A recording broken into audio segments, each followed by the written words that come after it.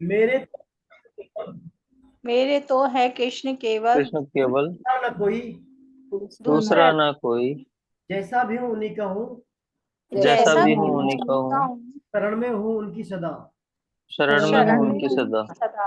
सुख दुख नहीं जग में, सुख दुख दुख सुख नहीं नहीं जग में, है जग सिर्फ में, है परिस्थितियां, सिर्फ है परिस्थितियाँ, परिस्थितियाँ है सभी प्रसाद प्रभु की, हैं है सभी सभी प्रसाद प्रसाद प्रभु की, प्रभु की। लो लगे कृष्ण से सदा। लो लौ लगे लगे कृष्ण से कृष्ण सदा। से सदा। नारायण नारायण नारायण। नारायण नारायण नारायण नारायण।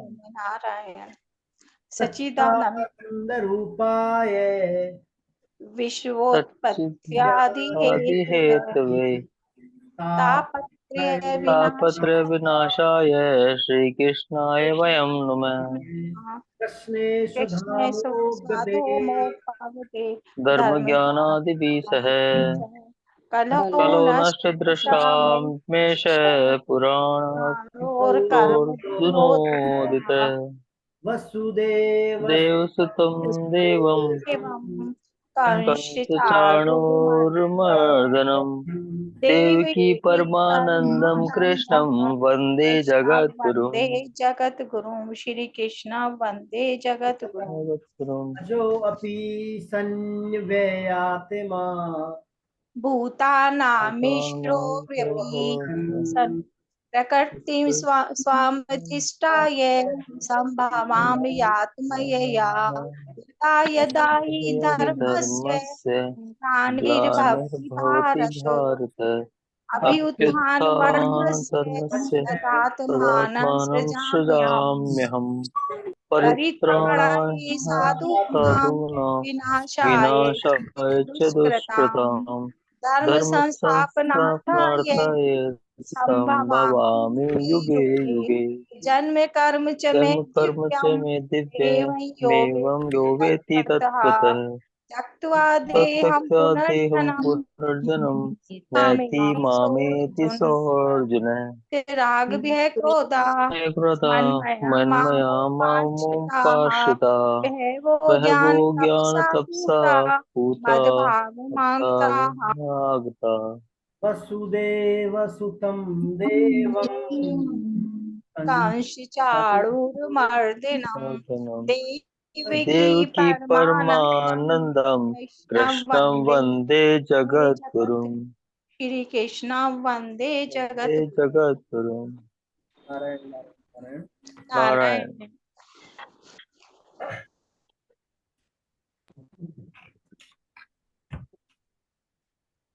तो ये अपना छठवां अध्याय चल रहा था, आत्म संयम योग या ध्यान योग।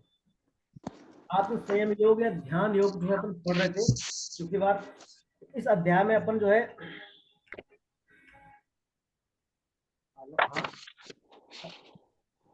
कितने पढ़ लिए थे भैया? भैया जी कहाँ तक हुए थे? 6.25 हो गए थे शायद, 119, 6.19, सिक्स। 6.19 हो गए थे अपने श्लोक, अच्छा है ना। अच्छा। तो ये जो अध्याय है अपना, इसमें अपन ने क्या हाँ हाँ बेसिक अपन 9 हो गए थे। ठीक है ठीक है। बेसिकली जो है अपनी भगवान इस अध्याय में जो है भगवान इस अध्याय में बताते हैं कर्म योग और ज्ञान योग दोनों में ही क्या है, इंद्रियों का संयम आवश्यक है। दोनों दोनों योगों में ही इंद्रियों का संयम आवश्यक है। तो भगवान जो है इस अध्याय में बताते हैं कि जो कर्मयोग और जो कर्मयोग और जो ज्ञान योग है, ये सिर्फ जो है इनके जो साधक होते हैं वो ना सिर्फ अपनी का त्याग करने वाले या ना ही फिर क्रियाओं का त्याग करने वाले, अपितु कौन होते हैं, फल की इच्छाओं का त्याग करने वाले ही सही योगी हैं। ये भगवान ने शुरुआत में इस अध्याय में बताया था। तो फल की जब तक फल की इच्छा का त्याग नहीं करेंगे तब तक आप किसी भी योग के पथ पर आगे नहीं बढ़ेंगे। जब तक जो है संसार में, जब तक संसार में जो हमारे अंतःकरण में जो है संसार की महत्ता रहेगी, तब तक हमारा जो है संकल्पों का या कामनाओं का त्याग होगा नहीं। तो इस बारे में जो है भगवान बताते हैं इस त्याग जो करने में, संकल्पों का त्याग करने में या फल की इच्छा का त्याग करने में मनुष्य समर्थ है।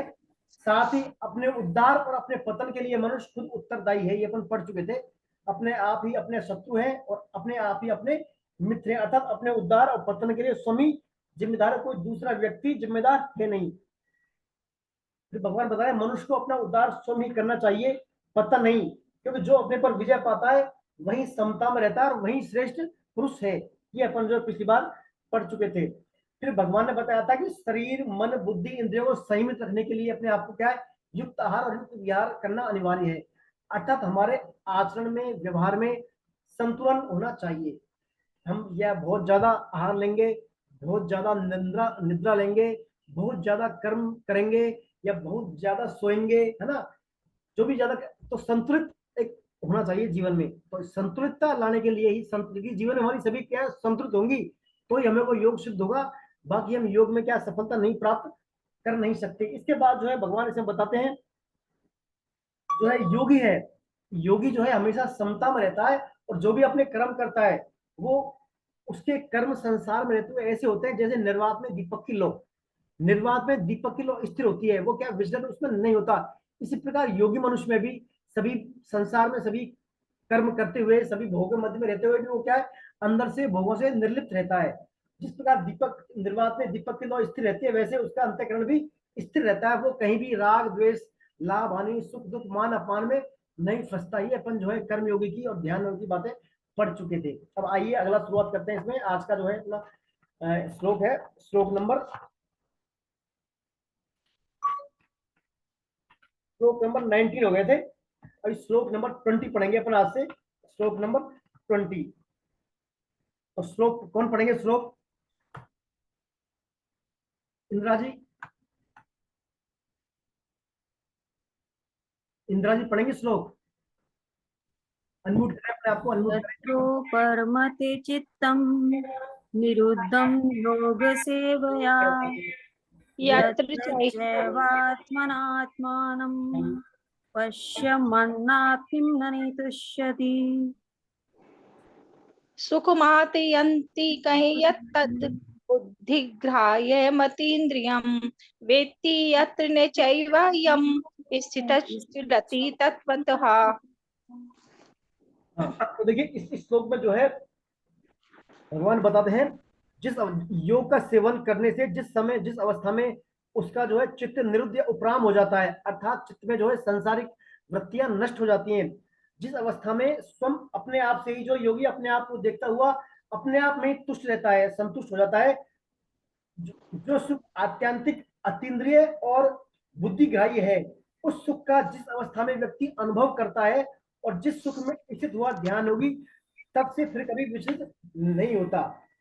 तो देखिए यहाँ पर जो है ध्यान योगी के भगवान अतिरेक बता रहे हैं, अतिरेक के हिसाब से बता रहे हैं कि जिस समय जो है अपने आप से संतुष्ट रहता हो वो योगी और उसको जो अतीन्द्रिय सुख है, बुद्धि ग्राह्य सुख है और अत्यंतिक सुख है, उस सुख का अनुभव कर लेता है तो फिर वो दोबारा अपने तत्व से अपने ध्यान से विचलित नहीं होता।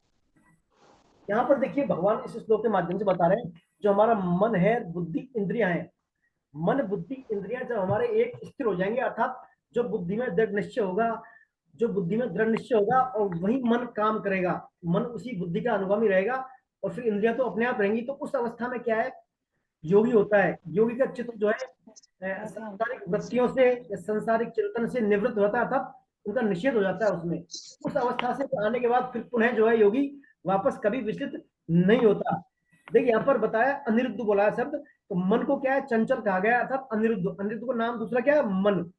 और जब जब हमारा मन बुद्धि बाह्य इनसे व्यवस्थाओं से परिस्थितियों से अपराध होते हैं तो वो निरुद्ध हो जाते हैं, निरुद्ध अर्थात विरुद्ध हो जाते हैं उसके, और विरुद्ध हो जाते हैं मतलब दृढ़ता के साथ उनमें आ जाती है। जो बुद्धि में दृढ़ निश्चय होता है उसी की वो पालना करते हैं।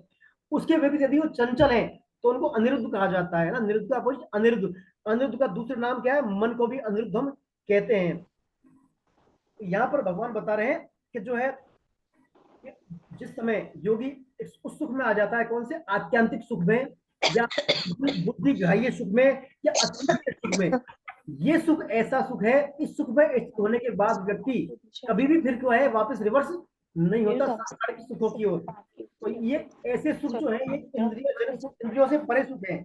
ये सुख क्या है, इंद्रियों से परे हैं, अर्थात इंद्रियातीत सुख है। ये इंद्रियातीत सुख है और इन सुखों का अनुभव हम क्या है, बुद्धि या हमारी इंद्रियों से नहीं कर सकते। इन सुखों का अनुभव हमारी इंद्रियों से नहीं कर सकते। तो इन सुखों में होने के पश्चात योगी जो है वापस दोबारा अपने तत्व की अवस्था से फिर कभी विचलित नहीं होता। कहने का तात्पर्य भगवान ये बता रहे हैं कि जब ध्यान योगी का जो है चित्त या मन बुद्धि इंद्रिया उसका चित्त जो है सांसारिक व्यक्तियों की मृत्यु हो जाता है, अर्थात उपराम हो जाता है, तो उसके बाद फिर वो आत्यंतिक सुख या अतीन्द्रिय सुख में आ जाता है, गुणातीत सुख में आ जाता है। और गुणातीत सुख में आने के बाद फिर उसका जो है वापस ध्यान योग का या ध्यान योगी का तब से विचलन नहीं होता, ये इस श्लोक में बताया गया। फिर इसके बाद जो है अगला जो बताया भगवान ने इसे बात कि ऐसा कभी विकसित नहीं होता।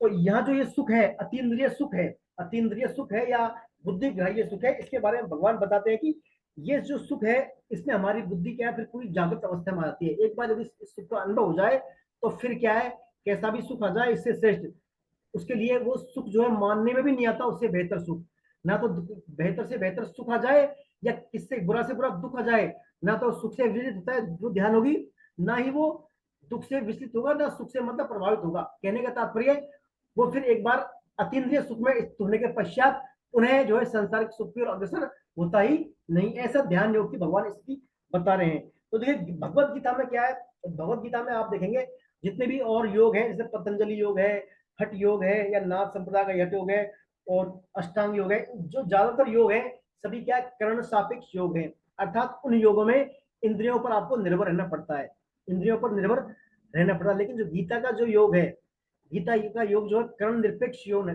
कर्ण निरपेक्ष योग है, अर्थात इनमें आप यदि अपनी इंद्रियों को या मन बुद्धि इंद्रियों को आप जो है भगवान की सेवा में लगाइए, आप है ना, इनका पूरा जो उपयोग कीजिए, और आप उपयोग करते करते आप समता में आ जाएं, समता में आ जाएं, तो यही आपका क्या ध्यान योग है। अर्थात आपके मन से और बुद्धि से निरंतर परमात्मा का चिंतन होता रहे, तेल धारावत, है ना, परमात्मा का चिंतन होता रहे, और मन बुद्धि इंद्रियों में चिंतन होने के साथ साथ भगवान की सेवा भी होती रहे, अर्थात भगवान का नाम स्मरण, नाम जब सेवा भी होती रहे, तो व्यक्ति क्या है योग में स्थित हो जाएगा, अर्थात व्यक्ति समता में स्थित हो जाएगा। और एक बार व्यक्ति समता में आने के पश्चात पुनः जो है फिर वापस दिवस उसका जो है संसारिक चिंतन में आता नहीं, ऐसा इस श्लोक में भगवान बता रहे हैं।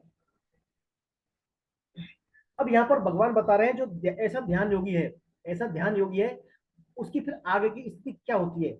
जो अतीन्द्रिय सुख में एक बार आ गया, अतीन्द्रिय सुख या बुद्धि ग्राह्य सुख या अक्षय सुख की जिसने अनुभूति कर ली, तो उसके बाद फिर उसका क्या आगे का कैसा हिसाब किताब रहता है, आगे की सुखों की गति कैसे रहती है, उस बारे में अगले दो श्लोकों में 6.22 और 6.23 में भगवान बताते हैं। पढ़े 6.22 और 23। इंदिरा जी पढ़े 6.22 और 23। यं लब्ध्वा चापरम् यल्लब्ध्वा चाप्रलाभं मन्यतेनाधिकं ततः यस्मन् स्थितो न दुःखेन गुरुणापि विचाल्यते तं विद्यादे दुःखे संयोग योग संगीतं स निश्चयेन योक्तव्यो योगो निर्वेण चेतसा। यहाँ पर भगवान कह रहे हैं कि जिस लाभ की प्राप्ति होने पर, जिस लाभ की प्राप्ति होने पर उससे अधिक दूसरा लाभ उसके मानने में नहीं आता, और जिसमें स्थित होने पर वह बड़े से बड़े भारी दुख से भी विचलित नहीं हो सकता, जिसमें दुखों के संयोग का ही वियोग है, उसी को योग के नाम से जानना चाहिए। उस योग का अभ्यास नियतता हुए चित्त से निश्चय पूर्वक करना चाहिए। तो भगवान देखिए क्या बता रहे हैं, जिसमें दुख लाभ की प्राप्ति होने पर, जिस लाभ की प्राप्ति होने पर उससे बड़े से बड़ा भी लाभ जो है उसको प्रभावित नहीं कर पाए, ना ही कैसा भारी से भारी दुख उसको विचलित कर सकता, ऐसा होने पर जो है ऐसे इसलिए क्या नाम है, ऐसे दुखों के संयोग से वियोग कराने वाले का नाम क्या है, योग। तो देखिए योग की यहाँ पर दूसरी परिभाषा आती है श्लोक में। पहली अपन 2.48 में दूसरे अध्याय पढ़ के पढ़े, समत्वम योग उच्यते, अर्थात समता ही योग है। और यहाँ योग की दूसरी परिभाषा है दुखों के संयोग से वियोग का नाम ही योग है। और कह रहे ऐसे योग का अभ्यास या ऐसे ध्यान योग का अभ्यास नेकताए हुए चित्त से बार बार करना चाहिए। तो ये जो श्लोक है, ये श्लोक जो है सभी साधनों की क्या है, कसौटी है। ये श्लोक सभी साधनों की कसौटी है। इसमें देखिए एक बार देखते हैं क्या लिखा है, आत्यंतिक सुख के जैसा कोई दूसरा लाभ है नहीं। महर्षि याज्ञवल्क्य इस अच्छे सुख का वर्णन करते हुए कहते हैं कि समस्त भूमंडल का ऐश्वर्य, स्त्रियां, धन भोग प्राप्त हो जाए, तीनों लोगों में कीर्ति हो जाए, तो भी इस सर्वोच्च भौतिक सुख को एक इकाई माने तो इससे 100 गुना पितृलोक का सुख होता है। देखिए ब्रह्मांड का सभी आपको ऐश्वर्य, सभी ख्याति, सभी सुख मिल जाए, तो इससे भी 100 गुना सुख कहाँ का है, पितृलोक का।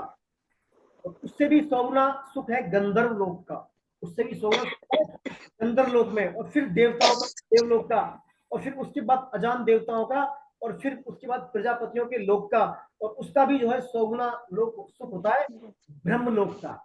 और ब्रह्मलोक से भी कई अनंत गुना सुख होता है भगवान के धाम का, गौलोक का। तो यहाँ भगवान बता रहे हैं जो अक्षय सुख है ब्रह्मलोक के सुख से भी कई अनंत गुना है अक्षय सुख हो। इसलिए इस अक्षय सुख को क्या कहते हैं, हमारे स्वरूप को जानने का जो सुख है, इसको दूसरा नाम भूमा सुख भी है। अर्थात अपने स्वरूप का सुख जो है, अपने जैसे हम अपने वैसा अपने ये जो अनुभव हो जाए, इसको अक्षय सुख बताया। कभी इसका अक्षय नहीं होता। जितने भी दुख है वे सब प्रकृति के संबंध मानने कर रहे हैं, जबकि ये योगी प्रकृति से संबंध विच्छेद करके अपने स्वरूप भूत सुख का अनुभव कर लेता है। इसलिए बड़े से बड़ा प्राकृतिक दुख भी उसे प्रभावित या चलायमान नहीं कर सकता। ऐसा सुख है ये अक्षय सुख। इसे कई दूसरे नाम है अक्षय सुख, है ना, अतीन्द्रिय सुख, गुणातीत सुख, भूमा सुख, और इसका एक नाम है बुद्धि ग्राह्य सुख। अर्थात बुद्धि में इसका दर्पण प्रतिबिंबित, बुद्धि रूपी दर्पण में से पृथ्वी का आवास होता है भाई, देश का आवास होता नहीं। तो ये इसके नाम है ये अक्षय सुख है। तो योगियों को क्या है, इस अक्षय सुख की अनुभूति होती है। फिर भगवान गीता है, भगवत गीता, ये नित्य वियोग को ही योग मानती है। अर्थात संसार से आपका जो नित्य वियोग, संसार की व्यक्ति, वस्तु और जो नाशवान क्रियाएं, इनसे वियोग का नाम क्या है, योग मानती है। क्योंकि परमात्मा तो हर देश काल परिस्थिति में प्राप्त है ही, उन्हें दोबारा प्राप्त हम कर नहीं सकते। ध्यान योग का अभ्यास धैर्य पूर्वक फल प्राप्ति की व्यग्रता के बिना किए जाना चाहिए। देखिए ध्यान योग की अध्याय, तो यहाँ पर इस लोगों का बात भगवान ये बताएंगे आपके मन, बुद्धि और इंद्रियों को संयम में कैसे लिया जाए, ताकि हमारा जो है ध्यान परमात्मा की तरफ लगता रहे। तो यहाँ पर भगवान बताते हैं जो सच्चा जो योगी है, सच्चा जो योगी है, देखिए संसार में तीन चीजें हैं। संसार में तीन चीजें हैं, व्यक्ति हैं, वस्तु है और क्रिया है। इन्हीं का स्वरूप है संसार। तो व्यक्ति स्वरूप, व्यक्ति, वस्तु या क्रिया। तो वस्तु मात्र की तो प्राप्ति अप्राप्ति होती है ना। वस्तु मात्र तो कोई प्राप्त होगी नहीं, अप्राप्त होगी, अर्थात उसका आदि अंत है। इसी प्रकार जो व्यक्ति, वस्तु और व्यक्ति, वस्तु की तो प्राप्ति अप्राप्ति होती है, और व्यक्ति क्या होता है, संयोग वियोग। व्यक्ति मिलते हैं और बिछुड़ते हैं, और क्रिया का भी क्या है, आरंभ और अंत होता है। कहने का तात्पर्य, जो व्यक्ति वस्तु, क्रिया और तीनों का आश्रय का त्याग करके, अर्थात तीनों का आश्रय त्याग करके अपने कर्तव्य कर्म का पालन करता है, वही वास्तव में सच्चा योगी है। वही वास्तव में सच्चा योगी है। क्योंकि वस्तु, व्यक्ति और क्रिया, तीनों चीज संसार में क्या नाशवान है, और जब तक नाशवान पदार्थों का कोई आश्रय लेगा, तो फिर कहीं ना कहीं मतलब उसका संसार में सुख आ सकती है। तो भगवान कहते हैं वस्तु, व्यक्ति और क्रिया का जो है त्याग करने वाला, इनके आश्रय का त्याग करने वाला, और अपने कर्तव्य कर्म का पालन करने वाला व्यक्ति सही अच्छे सच्चे अर्थों में योगी है और सन्यासी है। जो कर्म फल का त्याग न करे, केवल अपने पैर पड़ चुके हैं, अग्नि का और क्रिया का त्याग करता है, वह सन्यासी नहीं है ना। ये अपन पढ़ चुके हैं। देखिए इसमें जो बात बताई इस श्लोक में, चित्त वृत्तियों का निरोध, चित्त वृत्तियों का निरोध हो रहा है इसमें ना। चित्त वृत्तियों का निरोध करने से कोई योगी नहीं होता। योगी किससे होता है, कर्म फल का त्याग करने से। कर्म फल का त्याग भी होता, कर्म फल की इच्छा का त्याग करने से ही वो योगी होता है। कारण कि जब तक कर्म फल की जब हमें चाहना रहेगी, तब तक चित्त वृत्तियों का निरोध करने से जो है सिद्धियों की प्राप्ति तो होगी, पर कल्याण नहीं होगा। बात इसमें यही आती है, जब तक नाशवान संसार का आश्रय रहेगा, तब तक हमारा क्या ध्यान योग का मामला सफल नहीं होगा। हमारा ध्यान योग में हमें सफलता मिलेगी नहीं। और सबसे बड़ी बात है इसमें, तब तक नाशवान संसार का आश्रय लेंगे, है ना, तब तक ध्यान योग में सफलता मिलेगी नहीं। इसके लिए भगवान बताते हैं इसका जो है मन, बुद्धि, इंद्रियों का संयम करके न हुए चित्त से निरंतर इसका अभ्यास करें, तो ये अपन ध्यान के मार्ग में आगे बढ़ सकते हैं। जैसा पिछली बार अपन पढ़ चुके हैं, व्यक्ति को क्या है, उसके आसन पर वृक्षाल क्या मोटे कपड़े आसन पर सीधा बैठ के, गर्दन को सीधा करके, गर्दन और जो है मुख को सीधा करके, दृष्टि को नासिका के अग्रभाग पर रखते हुए जो है निरंतर परमात्मा का ध्यान करें।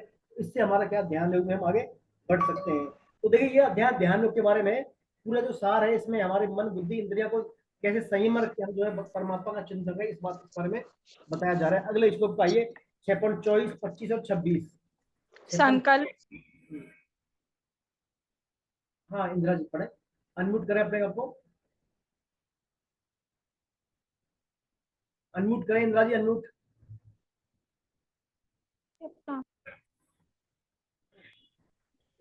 दोबारा पढ़ूं। संकल्पे प्रभुवान कामांस त्यक्त्वा सर्वान् शेषतः मनसैवेन्द्रियग्रामं विनियम्य समन्ततः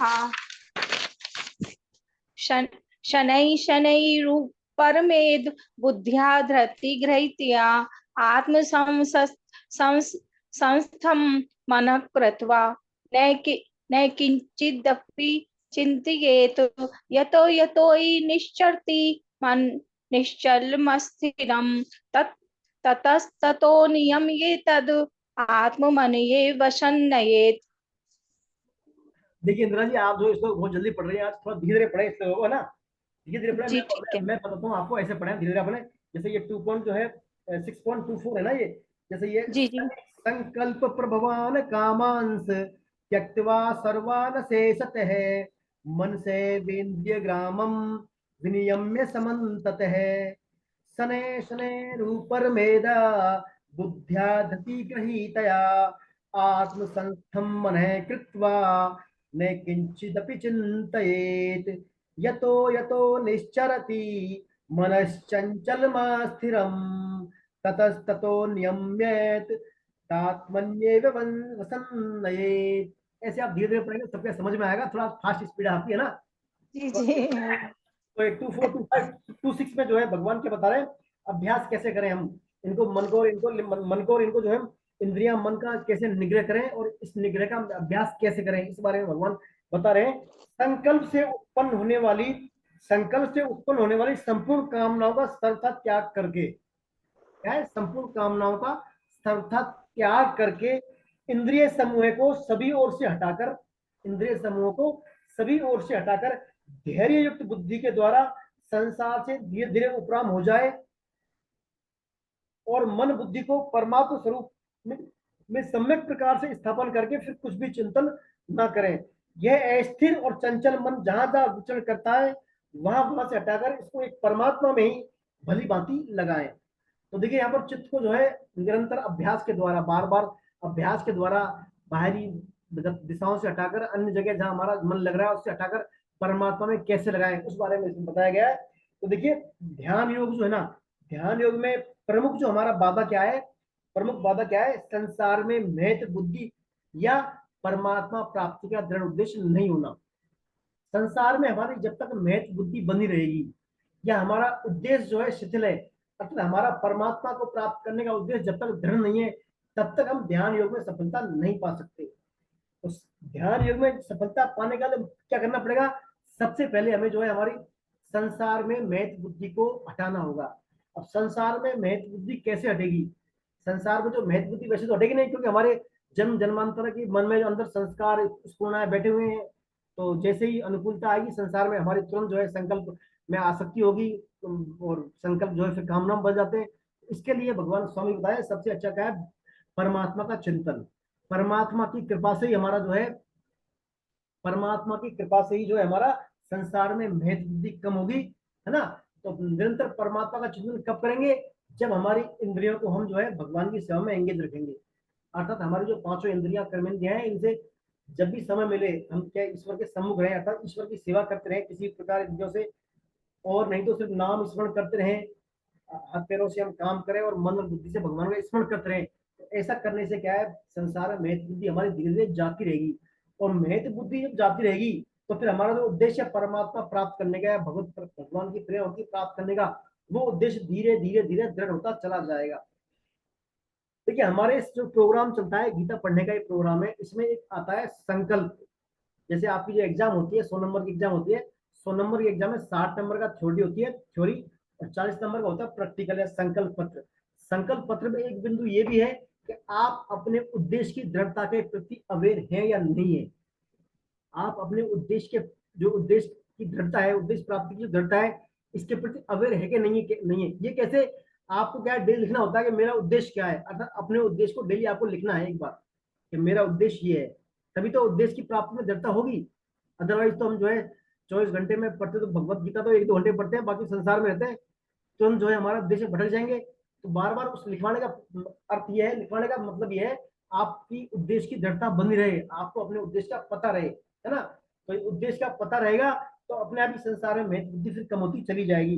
तो ध्यान योग में मुख्य समस्या यही है, संसार में महत बुद्धि होना और उद्देश्य के प्रति दृढ़ता का अभाव होना। जैसे मान लीजिए आपकी भगवान में ही महत्व बुद्धि, भगवान की प्राप्ति में, अपने उद्देश्य की प्राप्ति में महत्व बुद्धि है। इसमें उदाहरण जैसे अपने किसी माँ का बच्चा मेले में खो जाता है, किसी की माँ का बच्चा जो है मेले में खो जाता है, तो माँ क्या है, उस बच्चे को ढूंढ ढूंढते बड़ी व्याकुल हो जाती है ना। भले ही माँ को उससे अच्छा बड़ा सुंदर सुंदर बच्चा मिल जाए तो माँ उससे कोई अपनापन नहीं रखेगी, या उससे बुरा बच्चा मिल जाए, माँ को सिर्फ वही बच्चा चाहिए जो उसका है। ऐसे ही जो दृढ़ उद्देश्य वाले साधक हैं, उनको संसार में कैसे भी भोग मिल जाए, कैसे भी दृष्टि मिल जाए, कैसे भी सुंदर सुंदर चीजें मिल जाए, उनका उनसे कोई लेना देना रहेगा नहीं, क्योंकि उनको सिर्फ परमात्मा प्राप्ति से ही मतलब है, उनको अपने उद्देश्य से ही मतलब है। तो इस श्लोक में भगवान यही कहना चाह रहे हैं, जब तक जो है हमारा उद्देश्य दृढ़ नहीं होगा, संसार में महत्व बुद्धि नहीं होगी, तब तक हमारा ध्यान योग का साधन क्या सफल होगा नहीं। ये इस श्लोक भगवान बता रहे हैं। दूसरा भगवान बता रहे हैं ध्यान योग के दो तरीके हैं। ध्यान योग के दो तरीके कैसे हैं? एक तो क्या है, मन को अपना मानकर शुद्ध करें अपन, है ना, मन को अपना मानकर शुद्ध करें। और दूसरा है मन को अपना माने नहीं अपन। दूसरा कैसे है, मन बुद्धि है अपने, है ही नहीं मन बुद्धि इंद्रिया, तो ये तो भगवान की अपना प्रकृति है, मन बुद्धि इंद्रिया अपने थोड़ी है। तो पहले जो तरीका है मन को शुद्ध कर, तो मन को शुद्ध करने के लिए आपको बहुत प्रयास करना होगा। मन में से जो कलमश है, बुराइयां हैं, तो उसे वो निकालने के लिए बारंबार अभ्यास करना पड़ेगा, प्रयास करना पड़ेगा, तब जाकर कहीं जो मन शुद्ध होगा, ध्यान योग के द्वारा, मेडिटेशन के द्वारा। दूसरा जो है तरीका है, मन को अपना ही नहीं माने। जब मन को अपना ही नहीं मानेंगे तो मन की बुराइयों से हमारा क्या लेना देना, फिर भाई मन तो हमारा है ही नहीं, हमारा मन तो हमारा है ही नहीं, हमारा उससे कोई संबंध ही नहीं है। हमको सिर्फ क्या भगवान का काम करना है, भगवान ने जो बताइए भगवान का चिंतन करना है। ऐसा मानने से क्या है, जो है ध्यान योग शीघ्रता से ही मतलब सिद्ध हो पाता है। कहने का तात्पर्य अपना अपने बुद्धि के बल पे या अपने आश्रय पे क्या रास्ता टेढ़ा रहता है। और यदि हम सब कुछ परमात्मा के माने, मन बुद्धि को अपना कुछ है नहीं, परमात्मा का है, बस वही कराएंगे, तो परमात्मा के आश्रित होकर अपन जो है योग की साधना करेंगे तो वो शीघ्रता से ही प्राप्त हो जाती है। ये इसमें बात बताइए। साथ ही इसमें जो अंतिम श्लोक है इसमें, कि यह स्थिर और चंचल मन जहां जहां विचरण करता है वहां से इसको हटाकर भली भांति परमात्मा में लगाए। देखिए मन की अस्थिरता और चंचलता के कारण, मन की जो देखिए मन में दो बातें हैं, एक तो मन की अस्थिरता और मन की चंचलता। मन चंचल है, अर्जुन की समस्या से परेशान है कि मन जो है चंचल है। मैंने बताया मन का एक नाम क्या, अनिरुद्ध। मन जो है निरंतर भागता है। मन को प्रमथनशील भी बोला जाता है, मन को प्रमथनशील भी बोला जाता है। मन क्या करता है, मन जो है ना, मन देखिए सबसे नीचे शरीर आता है, फिर आता है इंद्रियां, फिर आता है मन, और फिर आता है बुद्धि, है ना। तो इंद्रिय से ऊपर मन आता है, तो मन क्या करता है, इंद्रियों का मंथन करता है, इंद्रियों का मंथन करता है। भाई इंद्रियां किस विषय में, किस विषय की सुख की आ सकती है, कौन सा इसको विषय का सुख चाहिए। ऐसे मन की जो है, मन इंद्रियों मंथन करते हुए बुद्धि को भी खींच लेता है, फिर बुद्धि को वहीं लगा देता है। तो इस प्रकार मन को क्या बहुत चंचल बोला जाता है, मन चंचल है। मन को चंचल है तो मन की चंचलता और अस्थिरता को जो हटाने के लिए भगवान यहाँ पर बताया स्वामी जी, चुप साधन। क्या चुप साधन, आप चुप रहें, मन जहां जाए तो उसको वहां से हटाने का प्रयास करें। माँ आप रुचि ना लें उस जगह, मन जहां जाए। तो इसमें बताया कि मन की अस्थिरता और चंचलता के कारण यदि चुप साधन न हो सके तो मन जहां जहां जाए वहां से हटाकर उसको परमात्मा में लगाए। जहां जहां मन जाए वहां से हटाकर इसको परमात्मा में लगाए। मन जो भी चिंतन करे उस चिंतन से की वृत्ति और उसके विषय का आधार और प्रकाशक भी परमात्मा ही है, ऐसा मानना, मन को परमात्मा में लगाना है। मन संसारिक भोगों पदार्थों का चिंतन करता है, इसलिए उसको चंचल कहा है। साधक ने जो ध्येय बना है उसमें मन टिकता नहीं, इसलिए मन को अस्थिर भी कहा जाता है। अपन जो बार बार अपना उद्देश्य ध्येय बनाते हैं उसमें मन नहीं टिकता, इसलिए मन को क्या बोला है, अस्थिर। मन बार बार संसार में भागेगा, लेकिन धैर्य पूर्वक मन को बार बार वापस लाकर फिर ध्यान का अभ्यास करना होगा। सात्विक सुख में अभ्यास से रमण होगा। मन एक दिन में संयमित नहीं होगा। देखिए मन जो है एक दिन में संयमित नहीं होता, बार बार धीरे धीरे धीरे अभ्यास लगाना होगा। इसमें दुआ भी आता है, धीरे धीरे रे मना धीरे सब कुछ होए, माली सींचे 100 घड़ा ऋतु आए फल होए। आपको एक दिन में ये मन जो है नियमित नहीं आएगा। आपको एक दिन में सब हम सब काम कर ले, भगवान का भजन में कर ले मन लगाकर, एक दिन में मन जो है नियमित संयमित नहीं होता। तो इसमें धीरे धीरे अभ्यास से होता है। देखिए मन जो है, मन की चंचलता में स्वामी जी बहुत तरीका अच्छा तरीका है। एक होता है कीर्तन और एक होता है संकीर्तन। क्या होता है, एक कीर्तन और एक संकीर्तन। हम जो माला का जाप करते हैं ना, अपने हरे कृष्ण कृष्ण कृष्ण हरे हरे, हरे राम राम राम हरे हरे, तो ये क्या कीर्तन है, ये क्या है कीर्तन है ना, जाप। और सब मिल सामूहिक रूप से हम कीर्तन करते हैं, एक व्यक्ति बोलता है बाकी सब फॉलो करते हैं, उसको लीड जो करता है उसको फॉलो करते हैं, तो वो है संकीर्तन। तो संकीर्तन में क्या होता है, सुनते भी अपन कान से अपन, है ना। तो स्वामी जी बताते हैं जब तक आप सही उच्चारण नहीं करोगे, तीन चीज बताते हैं। एक तो भगवान के नाम का उच्चारण, दूसरा भगवान के नाम का श्रवण, श्रवण उच्चारण, और तीसरा आता है मनन, अर्थात मन में उसके बारे में चिंतन नहीं करोगे। मनन, श्रवण, उच्चारण और मनन, जब तक तीनों काम बात नहीं होंगी तब तक आपका काम नहीं बनेगा, तब तक आपको जो सफलता है होनी चाहिए, वांछित सफलता प्राप्त नहीं होगी। आप देख लीजिए भौतिक दुनिया में भी बिना सुनने को काम होता है क्या?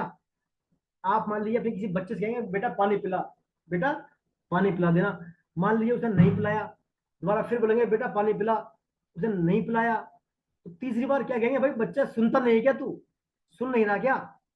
कहने के तात्पर्य उसने सुना नहीं, तभी तो काम नहीं हुआ। बिना सुने काम हुआ नहीं संसार का।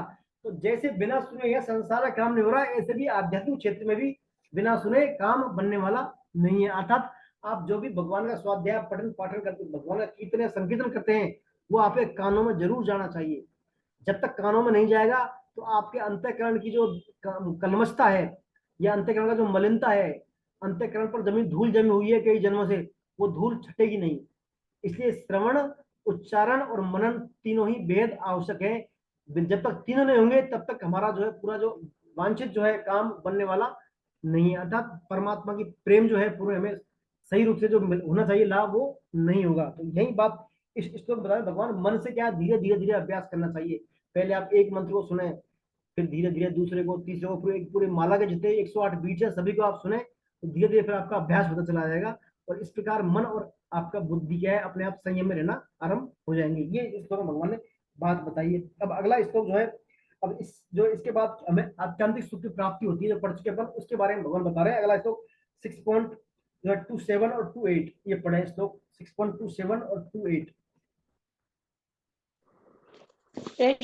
प्रशान्तमनसं हैयेन्ये योगिनं सुखमुत्तमम् उपैति सान्तर्जसं भ्रमभूतं कल्मषं युञ्जैनैवं सदात्मानै योगी विगतकल्मषः सुखेन ब्रह्म संस्पृशम् अत्यन्तं सुखमश्नुते।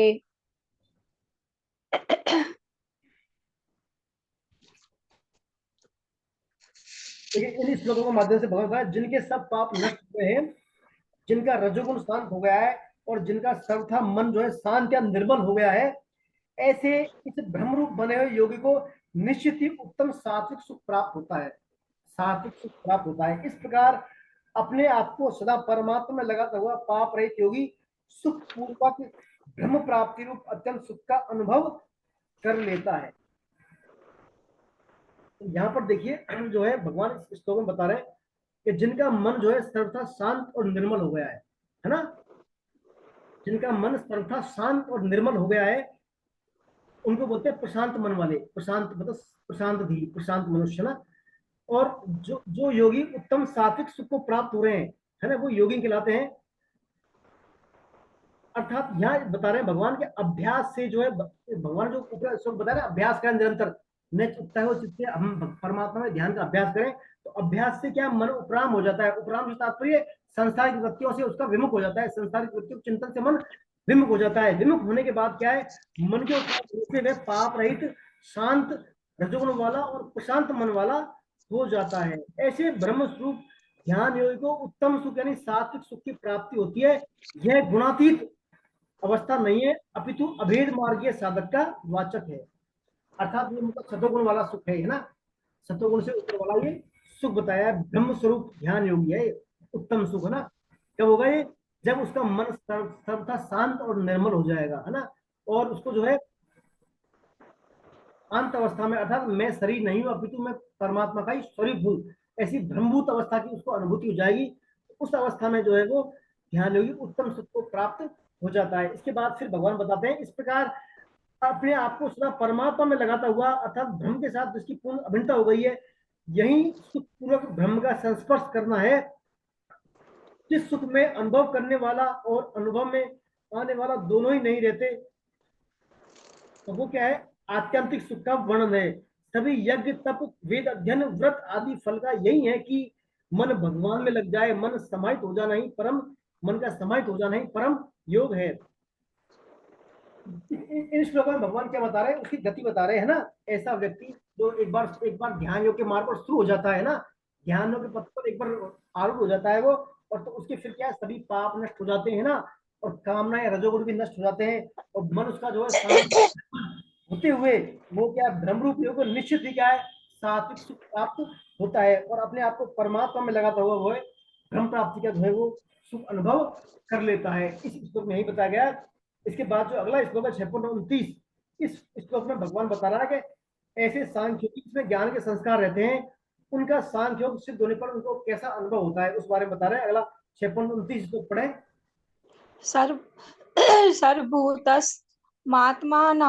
सर्वभूतानि चात्मनि ईक्षते योगयुक्तात्मा सर्वत्र समदर्शनः।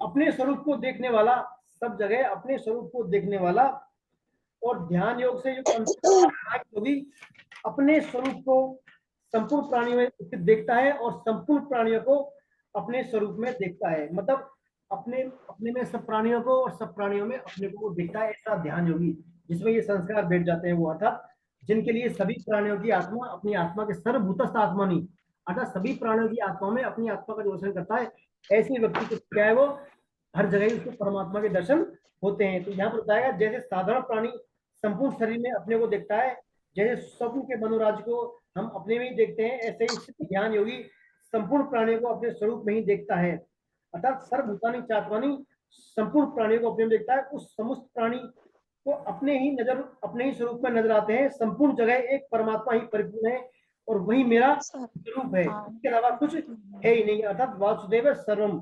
यह सिद्ध ध्यान योगी का अनुभव है। इस स्थिति को वेदों में क्या गया है, सर्वम खलिदम ब्रह्म, सर्वम खलिदम ब्रह्म या अहम ब्रह्मास्मि नाम से भी हम जानते हैं। जैसे मनुष्य खांड के बने हुए खिलौनों के नाम रूप आकृति भिन्न भिन्न होने पर भी उनमें समान रूप से खांड को, लोहे से बने हुए अनेक तरह के शस्त्रों को लोहे को, और सोने से बने हुए अनेक आभूषणों में सोने को देखता है, उसी प्रकार ध्यान योगी तरह तरह की वस्तु व्यक्ति आदि में समान रूप से अपने ही स्वरूप को, अर्थात वो सब जगह समदर्शन करता है। वो ध्यान योगी को सब में अपने ही आत्मा का भगवान का दर्शन होता है। ये ध्यान योगी की सिद्ध अवस्था की इसमें बात बताई गई है।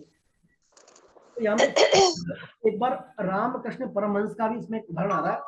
रामकृष्ण परमहंस जो थे उनमें एक बार गले का कैंसर हो गया था, उनको एक बार गले का कैंसर हो गया, और वो जो है काली माँ के उपासक थे।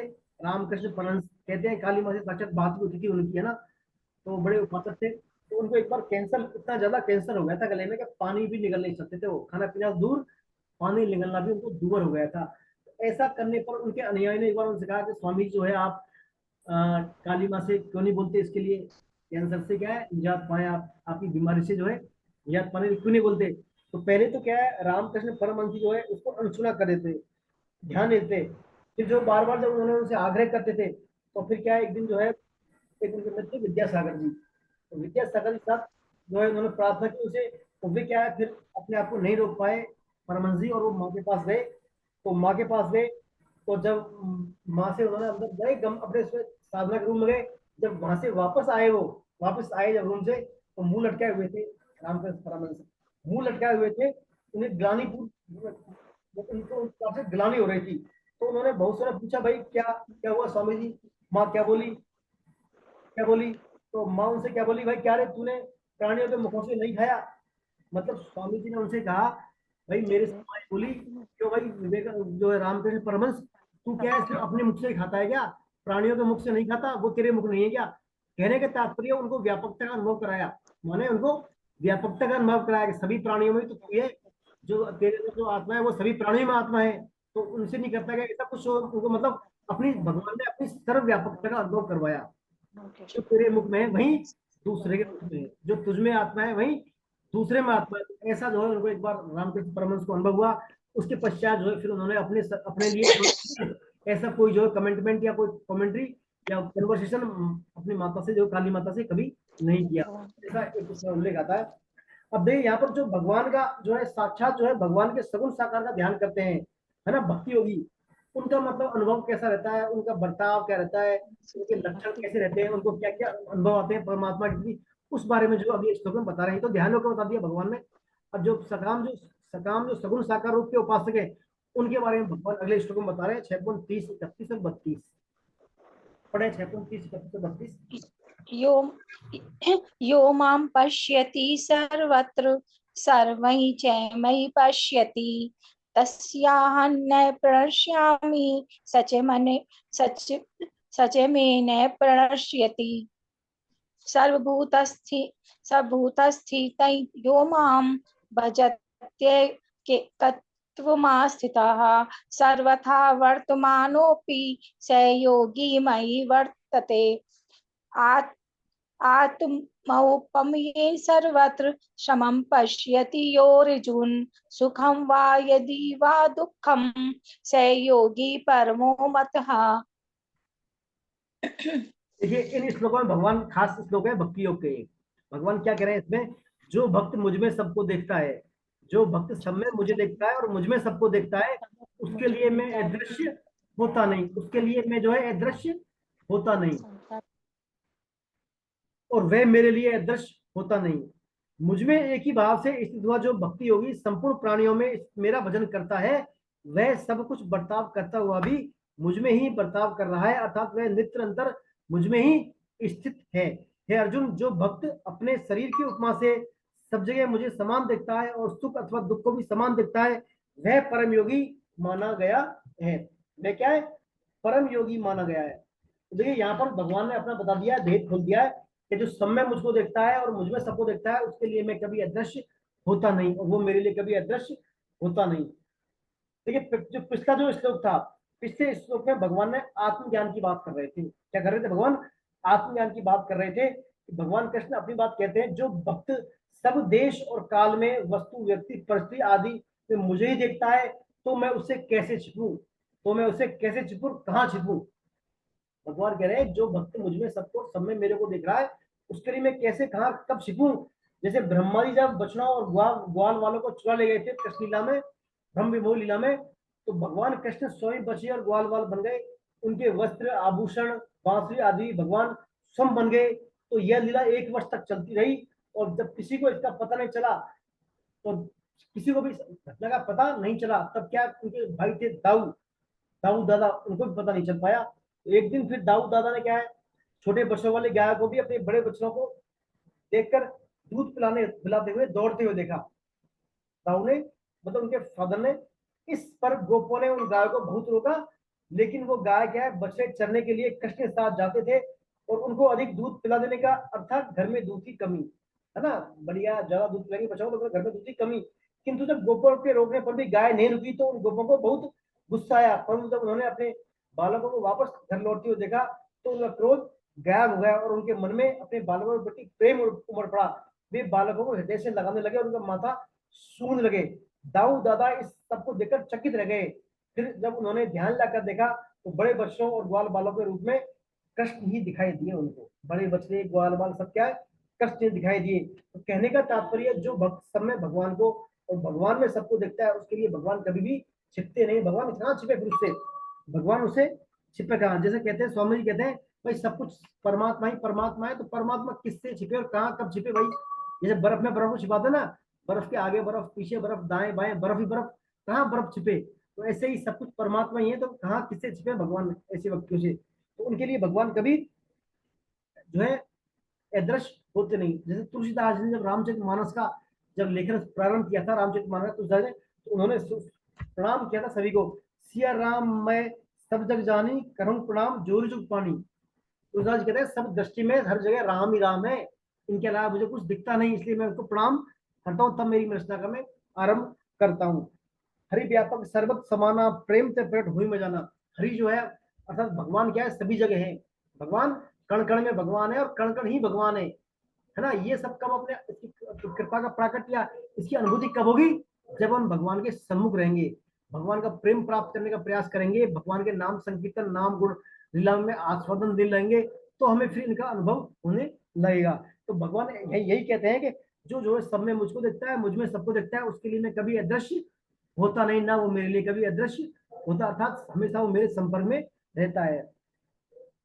फिर भगवान इसमें बताते हैं सभी प्राणियों के जो आत्मा है ना, भगवान कहते हैं जैसे भक्त मेरे में सबको सबको मेरे में देखता है, तो उसके लिए मैं अदृश्य क्यों नहीं होऊंगा, क्योंकि संपूर्ण प्राणियों में मेरे साथ उसकी अभिन्नता हो गई है, मेरे साथ उसकी अभिन्नता हो गई है संपूर्ण प्राणियों से, आशय चराचर से, क्योंकि एक परमात्मा के अलावा दूसरा धातु है ही नहीं, सब कुछ चैतन्य ही है।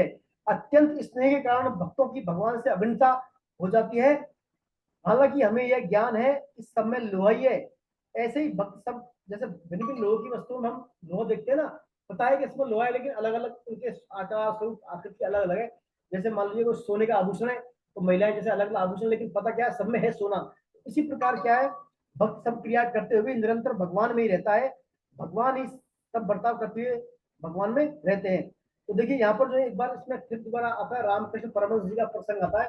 रामकृष्ण परमहंस जो थे, वो डेली अपने आश्रम में माँ काली की पूजा करते थे, डेली करते थे वो पूजा। उनके वहां पर मित्र वगैरह सभी थे, अनुयायी वगैरह।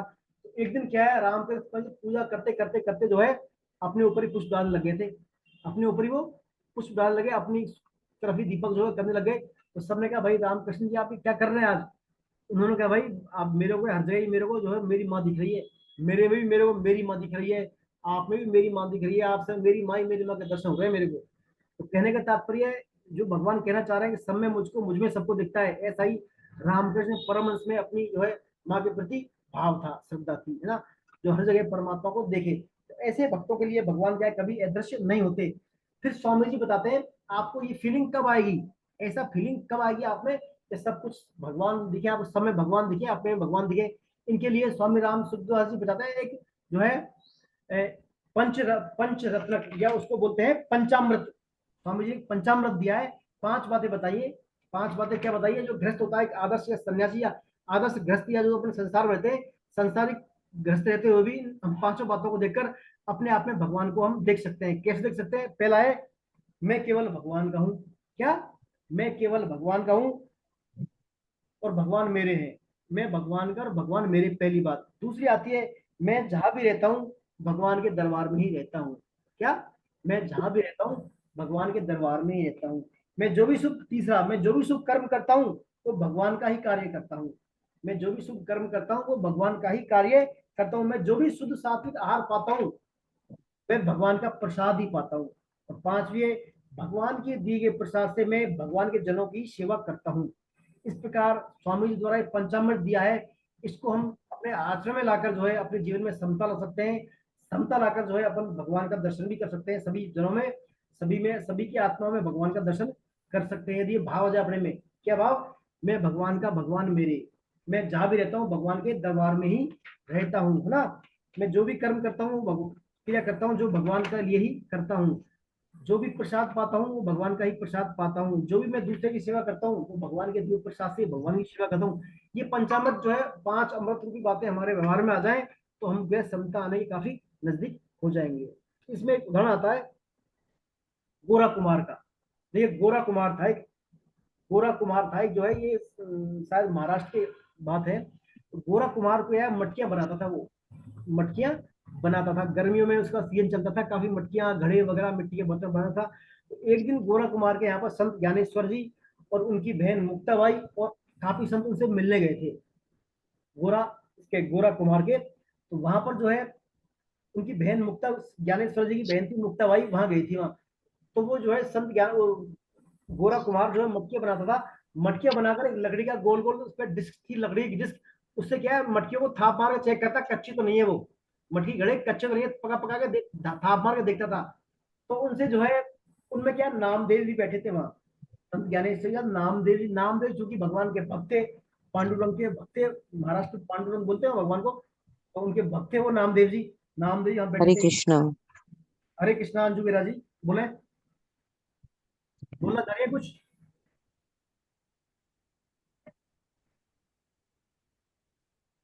तो गोरा कुमार के वहां ज्ञानेश्वरी जब गए, तो वो जो मटकियां थापने की थापी से चेक करते थे वो, तो उनकी बहन जो थी मुक्ताबाई, मुक्ताबाई ने गोरा कुमार से कहा, भाई सीमा जी सभी को अनम्यूट, सभी को म्यूट कर दे आप, सीमा जी सभी को म्यूट कर दे आप, पोस्ट है ना, सभी को म्यूट कर दे।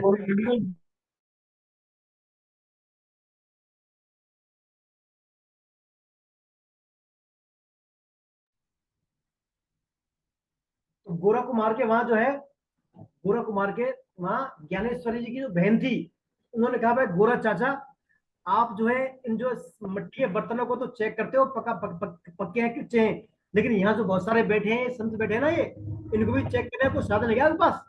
आप भी जो कच्चे पक्के चेक कर लो। तो क्या गोरा कुमार हंस गया। उसके बाद फिर उसने जो ज्ञानेश्वरी की जो बहन थी मुक्ताबाई, उसने खुद ने ही थापी लेकर सब संतों के वो लगा लगा के सिर के चेक करने लगी वो। ऐसा जब कर रही थी ज्ञानेश्वर जी किया, सबके किया उन्होंने, जब नामदेव जी का नंबर आया तो नामदेव जी को गुस्सा आ गया। उन्होंने कहा भाई जो है मुक्ताबाई, ये क्या मजाक कर रही हो आप, क्या मजाक कर रही हो संतों के साथ आके। तो फिर मुक्ताबाई ने कहा यही घड़ा कच्चा है, यही घड़ा कच्चा है बस, और सब घड़े पक गए, ये नामदेव जी कच्चा घड़ा है। तो ऐसा कहने पर फिर नामदेव जी भगवान के बड़े भक्त थे, तो नामदेव जी विचलित हो गए। फिर वो विचलित होने के बाद क्या है, फिर नामदेव जी अपने घर आए तो भगवान पांडव से प्रार्थना की, भगवान मैंने आपका आश्रय दे रखा है, आपने मेरे को आज सबके संतों के समाज में सब कच्चा कैसे घोषित करवा दिया, ये क्या आपने मेरे साथ छल किया है, मैंने तो आपको ही आश्रय दे रखा है, मैं तो कभी संतों की कभी ऐसा मान ही नहीं करता, ना कोई अपमान करता, ना कोई निंदा करता, फिर आपने मेरे साथ ऐसा क्यों करवा दिया सबके सामने। जो है भगवान पांडुरंग कहते हैं उनसे, भगवान पांडुरंग कहते हैं आप जो है एक वो है नामदेव, आप जो है वहां जाइए, एक जो है भक्त है, एक सन्यासी है, उनका नाम है विशोबा खीचर। क्या विशोबा खीचर है, एक पास में जंगल में एक महादेव जी का मंदिर है, शिवालय है, वहां जाओ आप, वो आपको इस बारे में बताएंगे आप कच्चे हो या पक्के।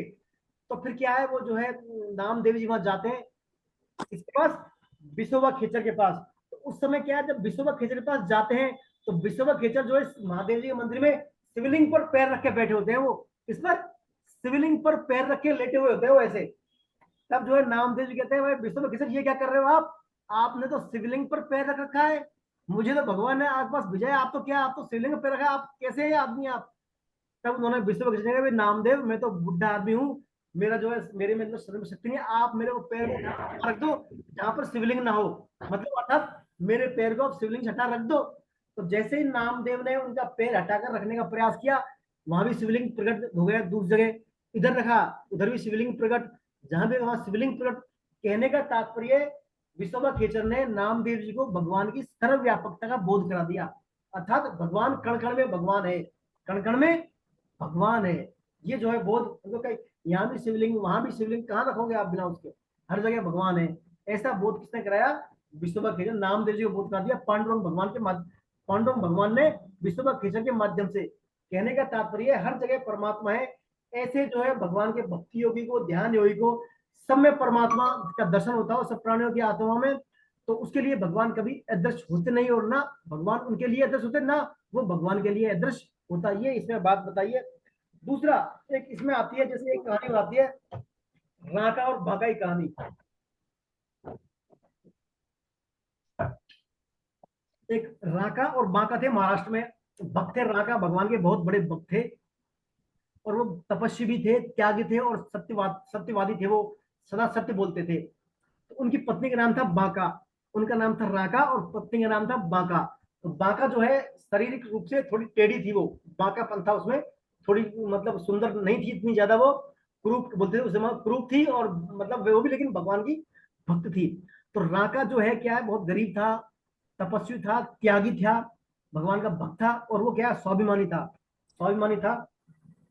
तो स्वाभिमानी होने के साथ साथ क्या होता था, वो काम करता लकड़ी काटने का, लकड़ी काट के लाता था वो डेली वो, और उनसे फिर अपना जीवन यापन करता था। लेकिन उसकी खासियत ये थी, वो संग्रह नहीं करता था बिल्कुल भी, भगवान पर आश्रित था वो। तो जैसे लकड़ी लाके काटता बेचता खा लेता, शाम को जो बचता ना उसके पास, उसको भिखारियों में बांट देता वो, भिक्षु को, मतलब जो भीख मांगने वाले थे साधु संत, उन्हें वितरण करते शाम को उसको। वितरण करने के बाद वितरण करने के बाद क्या करता था वो, उनको बांट देता था। फिर सुबह वहीं लकड़ी काटने जाना और लकड़ियां लेके आना, और वहां पर जो है करना ऐसे काम। और सदा सत्य बोलता था, संचय करता नहीं था वो, और भगवान पर पूरा आश्रय था, और त्यागी तपस्वी था ही, त्याग की भावना थी उसमें। एक दिन क्या हुआ, बीमार पड़ गया वो, बीमार पड़ गया 3 दिन तक। तो 3 दिन तक बीमार पड़ने के बाद जो है उसको फिर भोजन का इंतजाम नहीं था वहां पर, भोजन का इंतजाम नहीं था। तो उसकी पत्नी ने कहा, बांका ने, भाई जो है पति महोदय आप जो है कुछ करें। तो 3 दिन बाद फिर उनका क्या शरीर बहुत दुर्बल हो गया था। दुर्बल होने के बाद जो है वो फिर वहां पर एक, उन्होंने कहा बांका से, ठीक है अपन जंगल चलते हैं दोनों, आज आप मेरी हेल्प करना, अपन लकड़ी लेके आते हैं। तो वो वहां पर लकड़ी लेने चले गए जंगल में।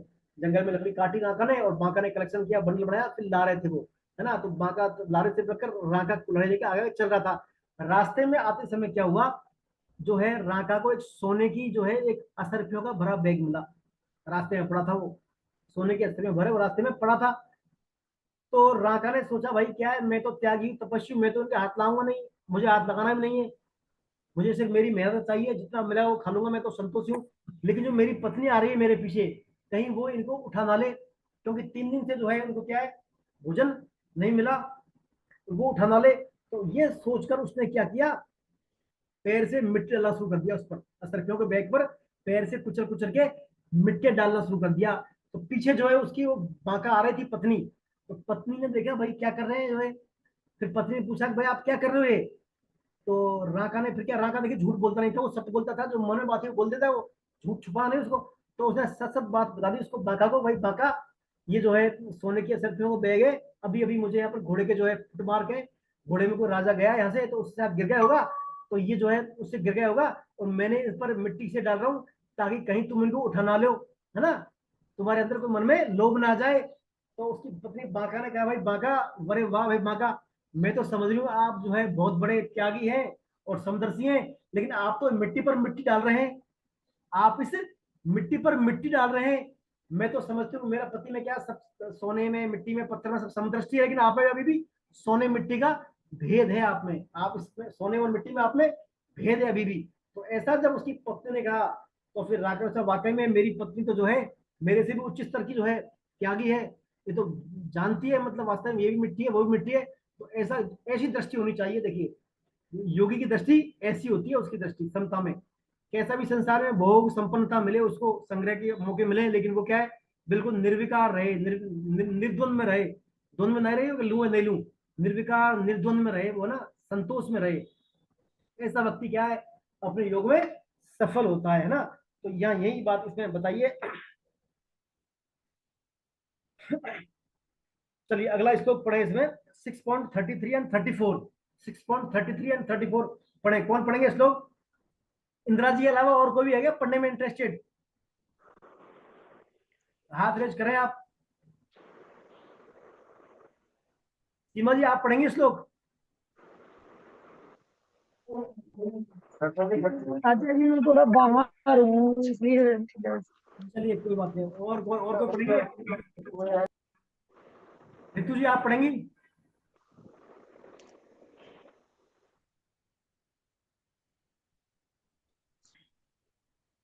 इंदिरा जी फिर आप पढ़िए, इंदिरा जी आप पढ़िए। यो योगस्त्वा प्रोक्तस् सामयेन मधुसूदन एतस्याहन्य पश्यामि चञ्चल स्थितं स्थिरं चञ्चलं हि मनः प्रमाथि बलवद्रं तस्याहं निग्रहं मन्ये वायोरिव दुष्करम्। देखिए यहाँ पर है ना, जब भगवान अर्जुन को बता रहे हैं भाई ध्यान योग में ऐसे ऐसे करना है, समदृष्टि होनी है ना, मन बुद्धि इंद्रियां सम रखनी है, तो अर्जुन क्या करते हैं फिर, ऐसा समझते हैं अर्जुन कि भगवान ये तो मन को तो क्या है नियंत्रण में करना असंभव है, ऐसा अर्जुन मन में बातें आती है, मन को जो है कंट्रोल करना असंभव असंभव है, संभव नहीं है। तो भगवान फिर अर्जुन फिर भगवान से बोलते हैं, अर्जुन बात, अर्जुन कहते हैं हे मधुसूदन, जो आपने समता पूर्वक जो योग कहा है, मन की चंचलता के कारण मैं इस योग को स्थिर स्थिति नहीं, योग में जो स्थिर स्थिति नहीं देखता, कारण कि हे कृष्ण मन बड़ा ही चंचल है, प्रमथनशील है, दृढ़ जिद्दी है और बलवान है, उसको रोकना मैं आकाश में स्थित वायु को की तरह अत्यंत कठिन मानता हूं। मैं मतलब मन को कंट्रोल करना मैं कैसे मानता हूं, जैसे आकाश में वायु उसको मुट्ठी में नहीं ले सकते, ऐसे ही मन को मैं कंट्रोल में नहीं कर सकता। तो यहाँ पर देखिए अर्जुन ने मन के लिए 3 संबोधन दिए इस श्लोक में। पहला है चंचल, चंचल से तात्पर्य मन जो है भिन्न भिन्न अपनी इच्छाओं के कारण, कामनाओं के कारण चंचल रहता है, मतलब कभी इधर कभी उधर वो डावाडोल रहता है, मन चंचल है यानी कामनाओं का। दूसरा आता है प्रमथनशील, प्रमथनशील मानी ये मतलब इंद्रियों को मत कर विषयों की ओर भागकर बुद्धि को भी अपना अनुगमन बनाता है, अर्थात मन और बुद्धि को भी ये विषयों की तरफ दौड़ा देता है, इसलिए मन क्या है, बलवान है, प्रमथनशील है। और तीसरा भैया प्रमथन मत का समझा दीजिए। क्या और प्रमथनशील क्या है इसका मतलब? प्रमथशील मानी अर्थात इंद्रियों को मत कर बुद्धि को भी अपना अनुगामी बनाता है मन। मन क्या करता है, देखिए सबसे नीचे आती है इंद्रियां, फिर मन और फिर बुद्धि, तो मन बीच में आता है ना, मन के ऊपर बुद्धि है, तो मन क्या करता है, इंद्रियों का मंथन करता है, मंथन, इंद्रियों का मंथन करके बुद्धि को भी खींच लेता है, तो इसको बोलते हैं प्रमथनशील। तो मन का ये गुण है प्रमथनशीलता, अर्थात मतलब इंद्रियों को मंथन करके, इंद्रियों को निचोड़कर बुद्धि को भी खींच लेता है वो, और अब जहां चाहे वहां ला देता है मन। तो इस प्रकार मन क्या है, प्रमथनशील है। तो पहला है चंचल है मन, दूसरा है प्रमथनशील, और तीसरा है बल व दृढ़, अर्थात मन बलशाली है। ऐसा बलशाली है कि हटाए से भी नहीं हटे, मन हटाए से नहीं हटे, जो करना चाहे वो कर लेगा मन, ये है ना, जो मन में जो आगे की बात कर सकता है। तो मन के लिए तीन संबोधन क्या अर्जुन क्या दिए, चंचल, प्रमथनशील और बलवान, बल दृढ़, है ना। देखिए महाभारत का युद्ध जब चालू हुआ था, तो कृष्ण भगवान जब गए थे वहां, उसके पास जो है दुर्योधन के पास भी गए थे, अर्जुन के पास गए थे, तो दुर्योधन जो बाद में क्या कहता है, दुर्योधन कहता है, दुर्योधन कृष्ण बोलता है, जाना में धर्मम नचय में प्रवृत्ति, जाना में धर्मम नचय में निवृत्ति।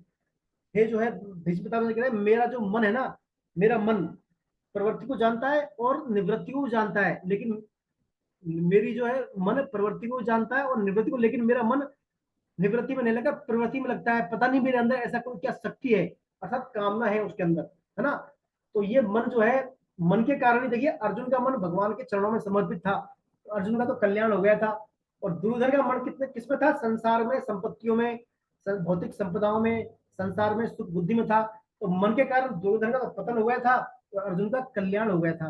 तो मन के ऊपर है सब, इसलिए अर्जुन कह रहा है कि भगवान मन बड़ा चंचल है, प्रमथनशील है, इसको कैसे नियंत्रण में करें। तो भगवान बता रहे हैं इसमें हम मन को नियंत्रण में कैसे करें। भगवान ये भी कहते हैं, ठीक है अर्जुन, ये बात तेरी ठीक है, मन जो है चंचल है, प्रमथनशील, लेकिन मन को जो है नियंत्रण में लाता है अभ्यास और वैराग्य के द्वारा। अभ्यास और वैराग्य, अभ्यास किसका करें अपन, भगवान नाम का अभ्यास करें, बार बार भगवान के नामों का उच्चारण करें, संकीर्तन करें, और साथ साथ में संसारिक सुखासक्ति का त्याग करें। इस प्रकार हम मन को जो है नियंत्रण में ला सकते हैं। तो आगे भगवान जो बता रहे हैं इसमें लिखा था कि यदि हम मन को अपना नहीं माने तो बुद्धि से दृढ़ संकल्प लें कि मैं भगवान का हूं और भगवान मेरे हैं, तो श्रवण सत्संग और नाम जब में लगे रहे तो मन भगवान का अनुगामी हो जाएगा, क्योंकि भगवान के जन्म और कर्म आदि दिव्य हैं। अब भक्ति की सरलता पर रीच कर जो है अर्जुन से भगवान जो है सहमत जताते हुए क्या बोलते हैं, श्री भगवान उवाच, श्री भगवान उवाच, अगला श्लोक बोले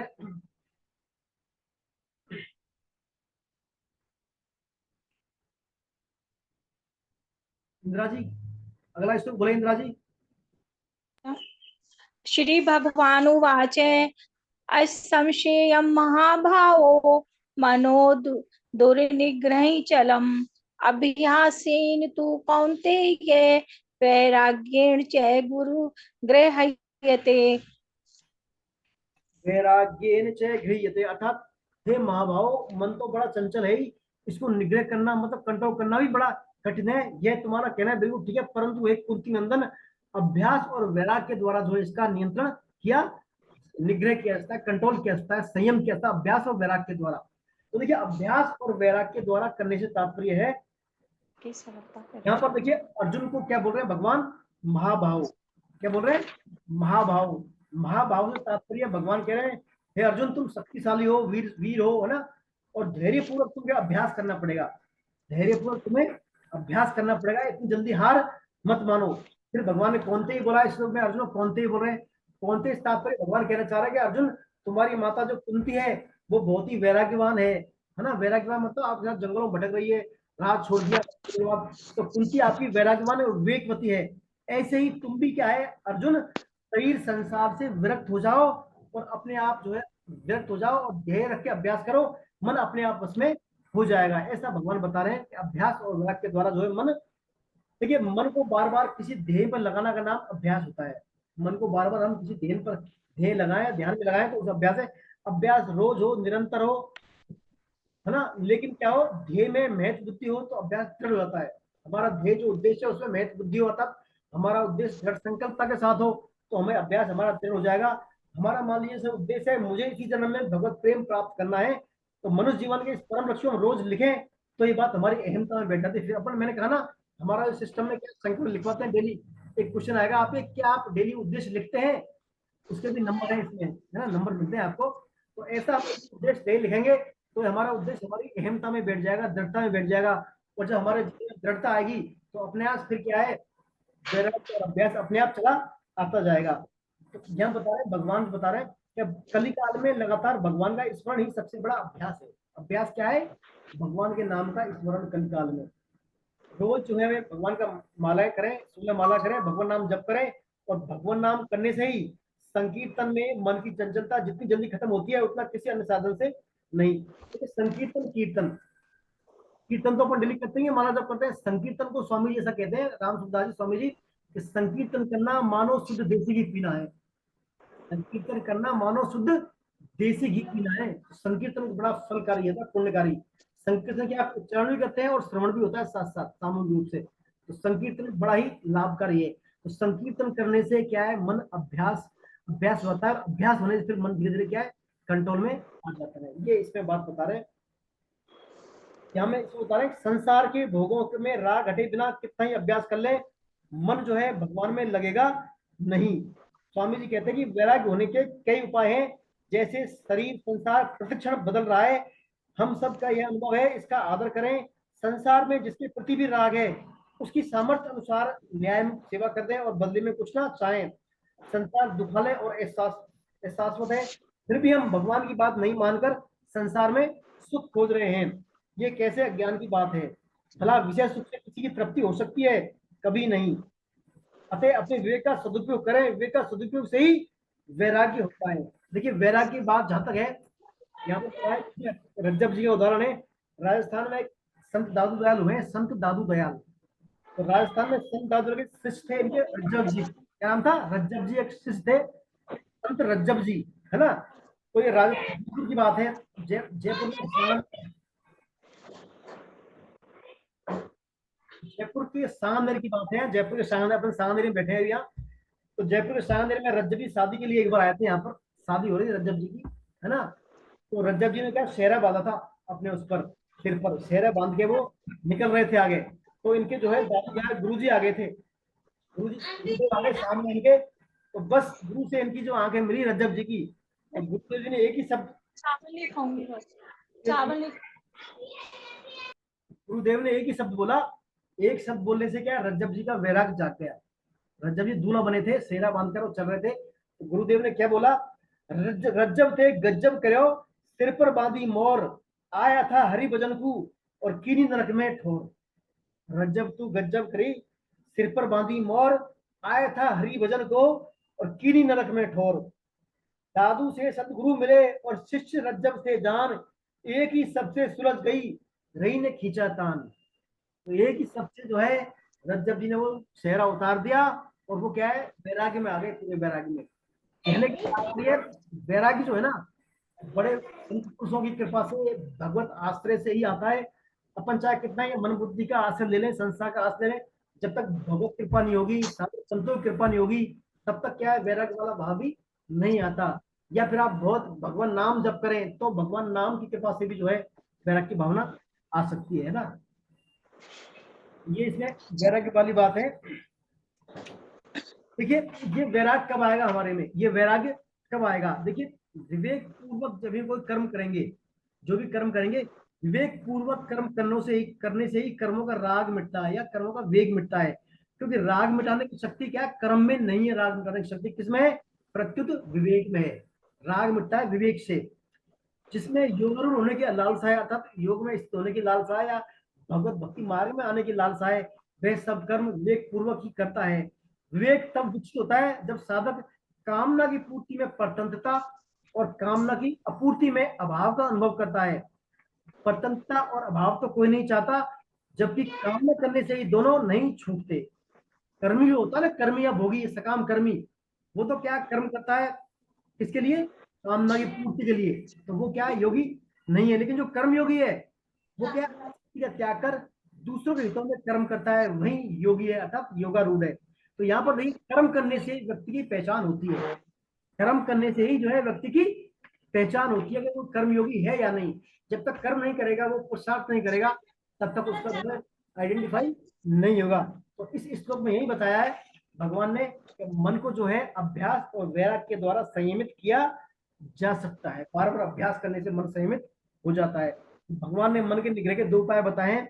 इनमें ध्यान योग में अभ्यास प्रमुख है और ज्ञान योग में क्या, वैराग्य। वैराग्य तो ज्ञान योग में है और ध्यान योग में अभ्यास, और भक्ति योग में भगवत अर्पण। तीन बात है। ज्ञान योग में तो वैराग्य चाहिए आपको सफलता के लिए, है ना। तो ध्यान योग में चाहिए अभ्यास, और भक्ति योग में भगवत अर्पण, अर्थात सब कुछ अपन भगवान को अर्पित कर दें। ये तीनों योगों में 3-3 प्रकार की बातें हैं। ऐसा करके हम जो योग में सफलता पा सकते हैं। लेकिन जिस साधक में अभ्यास और वैराग्य दोनों ही नहीं है, जिस साधक में अभ्यास वैराग्य नहीं है, उसके लिए फिर ध्यान करना एक छलावा है। क्या है? छलावा। उसके बारे में फिर आगे भगवान बताए 6.36 श्लोक में भगवान बताते हैं। अगला पढ़े 6.36 श्लोक पढ़े इंदिरा जी। असंयतात्मना योगो दुष्प्राप इति मे मतिः वश्यात्मना तु यतता शक्यो वापतुमुपायतः। अर्थ ही पढ़े, इसका अर्थ पढ़े। अर्थ है भैया, पढ़ दी, हिंदी पढ़ दिया वाला, भैया। हिंदी वाला बोल।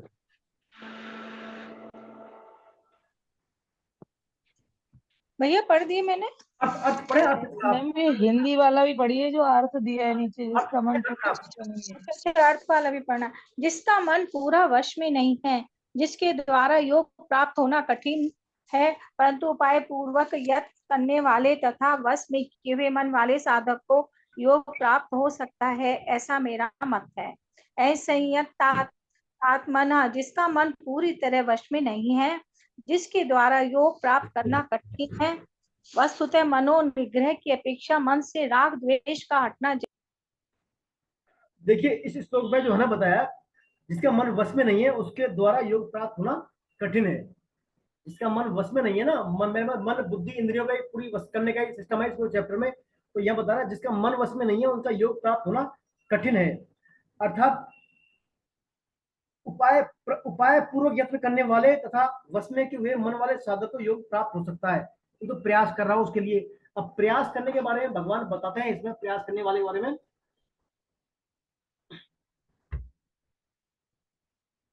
वास्तव में ध्यान योग जो है ध्यान योग की सिद्धि के लिए मन का निग्रह करना उतना आवश्यक नहीं है। ध्यान योग में जो है मन का निग्रह करना उतना आवश्यक है जितना उसको शुद्ध करना आवश्यक है। जितना उसको शुद्ध करना आवश्यक है। मन को शुद्ध करने का तात्पर्य मन में विषयों का राग नहीं होना, मन में विषयों का अटैचमेंट या राग नहीं होना। जिसने अपने मन को शुद्ध कर लिया है उसका ध्यान योग जो है प्रयत्न करने पर सिद्ध हो जाता है। उसका ध्यान योग प्रयत्न करने पर सिद्ध हो जाता है। यही बात इसमें बताइए। सिर्फ मन को क्या करना है, निग्रह नहीं करना, अपितु उसको शुद्ध करना है। मन को निग्रह मीन्स अपने आप मन भी शुद्ध हो जाएगा अपने आप, तो अपने आप फिर वो क्या ध्यान योग के मार्ग को आगे चल जाएगा।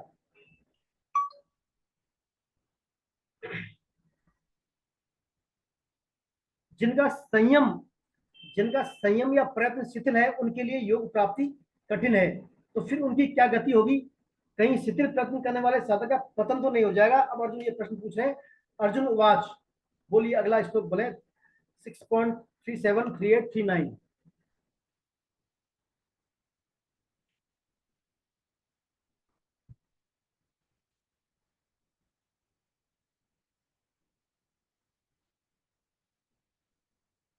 अर्जुन उवाच। अर्जुन उवाच अयति श्रद्धयोपेतो योगाचलितमानसः अप्राप्य योग संसिद्धिं कांग गतिं कृष्ण गच्छति कच्चिन्नो विभ्रष्टश्छिन्ना भ्रमिव नश्यति अप्रतिष्ठो महाभावो विमूढ़ो ब्राह्मणपथि एतन्मे संशयं कृष्ण छेत्तुमर्हस्य शेषतः तवदन्य संशयस्य चेतान् हयुपद्यते। अर्जुन बोल रहे हैं भगवान से, हे कृष्ण, जिसकी साधन में श्रद्धा है पर जिसका प्रयत्न, देखिए खास बात है इसमें, अपने सपने लागू होती है, सुनिए आप ध्यान से। अर्जुन बोले, हे कृष्ण, जिसकी साधन में श्रद्धा है पर जिसका प्रयत्न शिथिल है। वह अंत समय में अगर योग से विचलित हो जाए, अंत समय में यदि वो योग से विचलित हो जाए तो भाई योग सिद्धि को प्राप्त न करके किस गति को चला जाता है। हे महाभाव, संसार के आश्रय से रहित और परमात्मा प्राप्ति के मार्ग में मोहित अर्थात विचलित व्यक्ति इस तरह दोनों से ओर से भ्रष्ट हुआ साधक क्या छिन्न भिन्न बाधा तरह नष्ट तो नहीं हो जाता। हे कृष्ण, मेरे इस संदेह का सरलता छेदन करने के लिए आप ही योग्य हैं, क्योंकि इस संशय का छेदन करने वाला आपके सिवा दूसरा कोई हो नहीं सकता।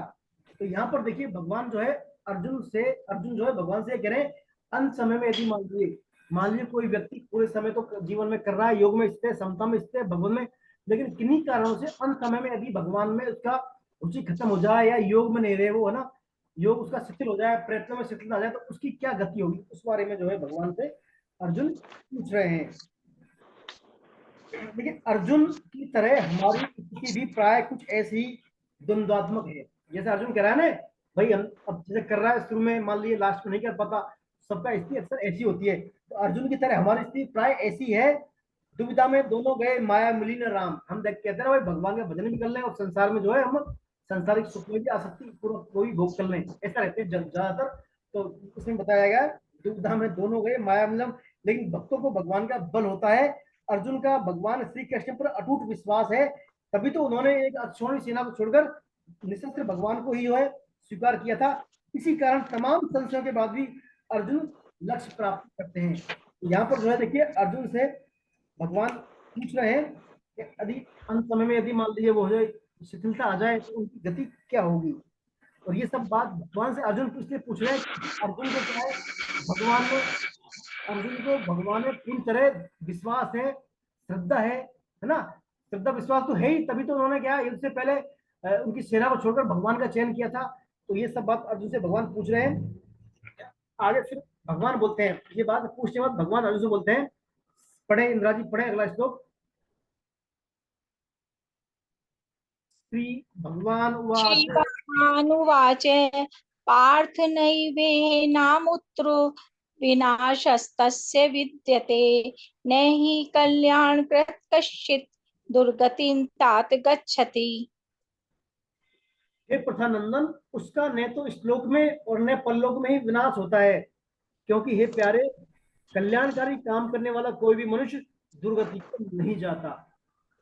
ये कितनी बड़ी बात कही है भगवान ने, उसका ना तो श्लोक में और ना परलोक में विनाश नहीं होता उसका। एक बार जो भगवान के भक्ति के मार्ग में लग गया, चाहे भले ही अंत समय में वो ना रहे, तो उसका विनाश होता नहीं, अर्थात उसकी भक्ति का जो है वो पुण्य वो सेफ रहता है। यहाँ पर देखिए भगवान जो है पार्थ बोल रहे हैं, भगवान क्या बोल रहे हैं उनको, पार्थ नाम से बोल रहे हैं भगवान, पार्थ है ना, पार्थ नाम से बोल रहे हैं भगवान। पार्थ से तात्पर्य प्रथा पुत्र है ना। भगवान ने भगवद गीता में अर्जुन को 38 बार बोला है पार्थ। कितनी बार बोला है? 38 बार। सबसे प्रिय संबोधन है भगवान का, और सबसे ज्यादा बार पार्थ शब्द का ही उल्लेख किया भगवान ने अर्जुन के लिए, पार्थ प्रथा पुत्र पार्थ है ना। तो यहाँ श्री कृष्ण की जो बुआ थी कुंती, उसके पुत्र है पार्थ, इसलिए इनको पार्थ कहा है। कृष्ण जब भी हृदय में कृष्ण जब भी कोई गुप्त बात कहना चाहते हैं तो उनके संबोधन से उनके मुख से यही निकलता है पार्थ शब्द। तो भगवान कह रहे हैं इस साधक के लिए ये श्लोक बहुत ही आश्वासन देने वाला है। सभी साधकों के लिए जो श्लोक है भगवान का, उसका ना तो श्लोक में ना परलोक में विनाश, बहुत ही आश्वासन देने वाला है।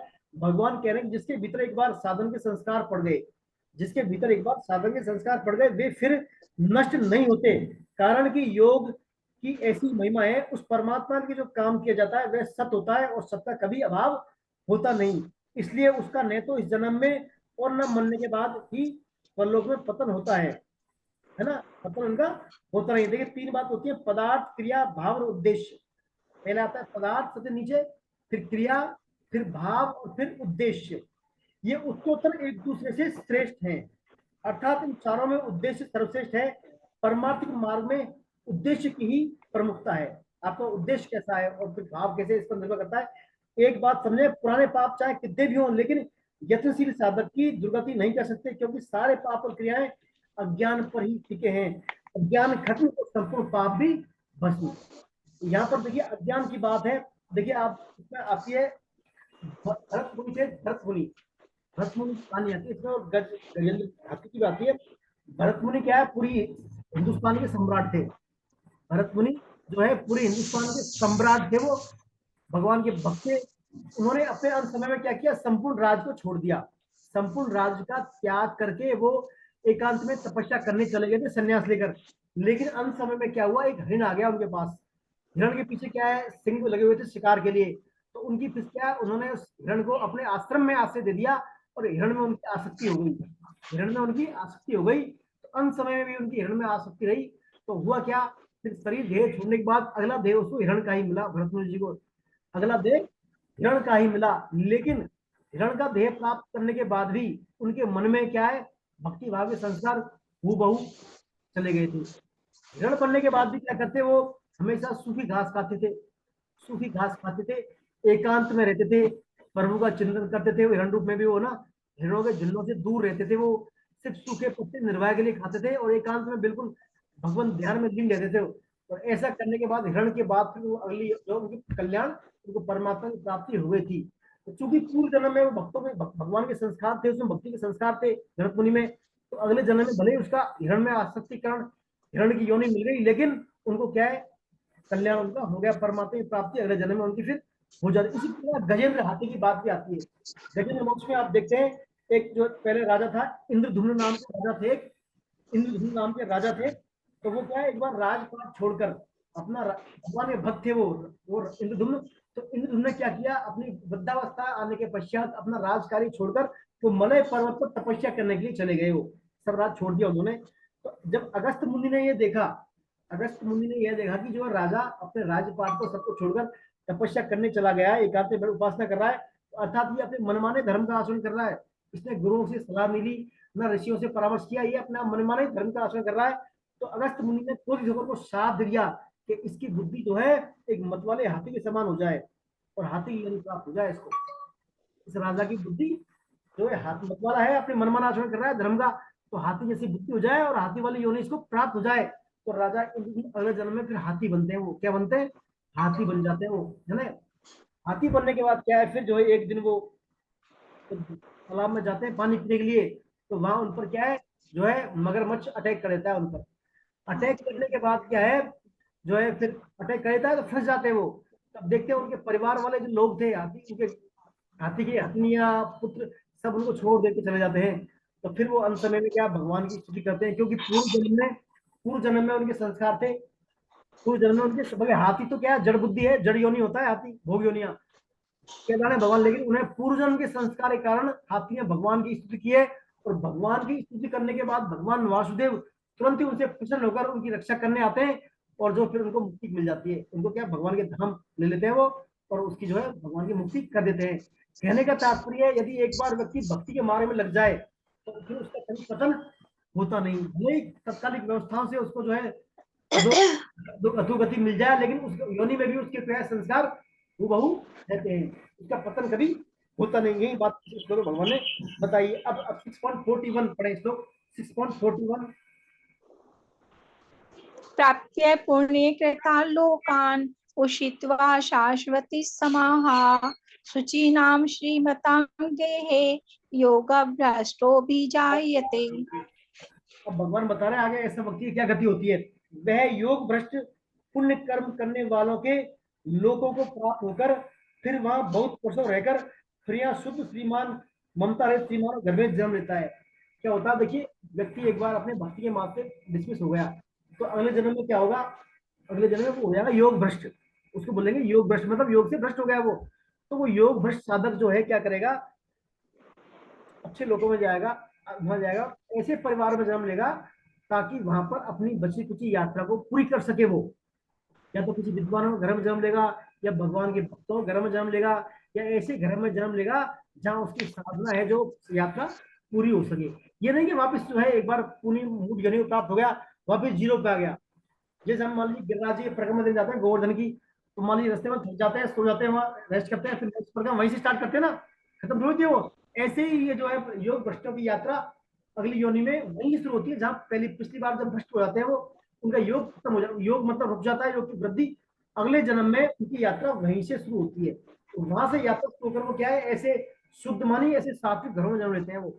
शुद्ध मतलब श्रीमान, श्रीमान से तात्पर्य सात्विक जो है घर, सात्विक विद्वानों के घर है, भगवान के भक्तों के घर है, वहां उनका जन्म होगा और वहां जन्म लेकर वो अपनी पूरी यात्रा को, अधूरी यात्रा को पूरी करके भगवत धाम को चले जाते हैं। या फिर वहां भी यदि कमी रहती है तो फिर उससे और अगले वर्ग में और उच्च घर में जाते हैं ताकि अपनी यात्रा को वो पूरा कर सकें। फिर इसके बाद जो है अगला श्लोक आता है, ऐसा योग भ्रष्ट जिसके अंदर तीव्र वैराग्य है। देखिए यहाँ तो योग भ्रष्ट हो गया है ना, और यदि मान लीजिए किसी तीव्र वैराग्य है, बहुत ज्यादा कल्य उन्नति उसने और वो भ्रष्ट हो गया, वो डाउन हो गया, तो उसके बारे में गति क्या होगी, उसके बारे में 6.42 और 43 में भगवान बताते हैं। पढ़िए 6.42 और 43। अथवा योगिनामेव कुले कुले भवति धीमताम् एतद्धि दुर्लभतरल लोके जन्म यदीदृशम् तत्र तं बुद्धि संयोगल लभते पौर्वदेहिकम् यत् ते च ततो भूयस् संसिद्धौ कुरु नंदन। भगवान देखिए उससे आगे की बात बता रहे हैं, या तो वो ऐसे शुद्ध ममता है श्रीमानों के घर में जन्म लेगा, और यदि तीव्र वैराग्य है तो क्या करेगा, वो ज्ञानवान योगियों के कुल में जन्म लेता है। अगला जन्म कैसा होता है उसका, ज्ञानवान योगियों के कुल में। इस प्रकार का जो यह जन्म है यह संसार में निसंदेह बहुत दुर्लभ है। ज्ञानवान योगियों के कुल में जन्म बहुत ही दुर्लभ है।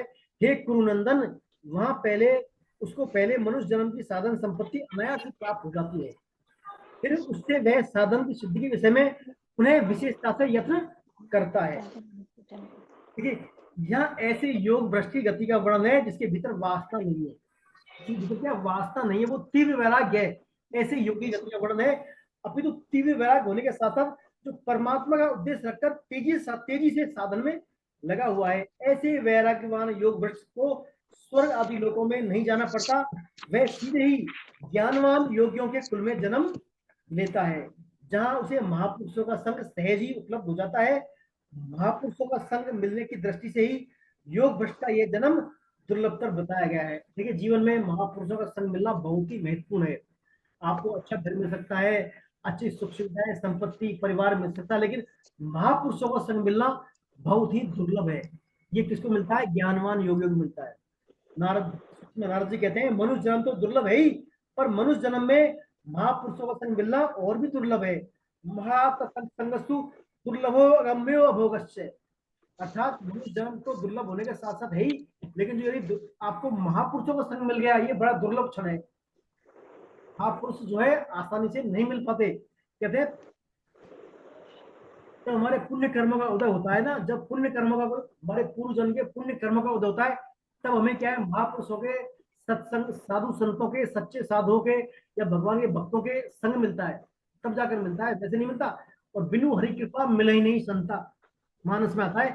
जब तक हरि या भगवान की कृपा नहीं होगी तब तक आपको संतों का सानिध्य नहीं मिलेगा। और भगवान की कृपा कब होगी, आपके जो है पुरुषार्थ के द्वारा आप जो है भगवान के सम्मुख रहेंगे, अपने साधन करेंगे आप, है ना, पुरुषार्थ के द्वारा भगवान के सम्मुख रहेंगे, तो आपको हरि कृपा होगी, और हरि कृपा से आपको जो है ऐसे महापुरुषों का संग मिलेगा। और महापुरुषों का संग मिलने से जो आपकी उन्नति होगी, आध्यात्मिक क्षेत्र में बड़ी तीव्र उन्नति होती है। फिर वो संग मिलने के बाद कई गुना उन्नति होती है। फिर एक बार आपको सच्चे भगवान के भक्त का शांति मिल गया, उसकी शरण मिल गई, उसका एसोसिएट मिल गया ना, तो आपकी फिर आध्यात्मिक उन्नति बड़ी तेजी के साथ होती है। फिर ये इसी श्लोक में भगवान बात बता रहे हैं।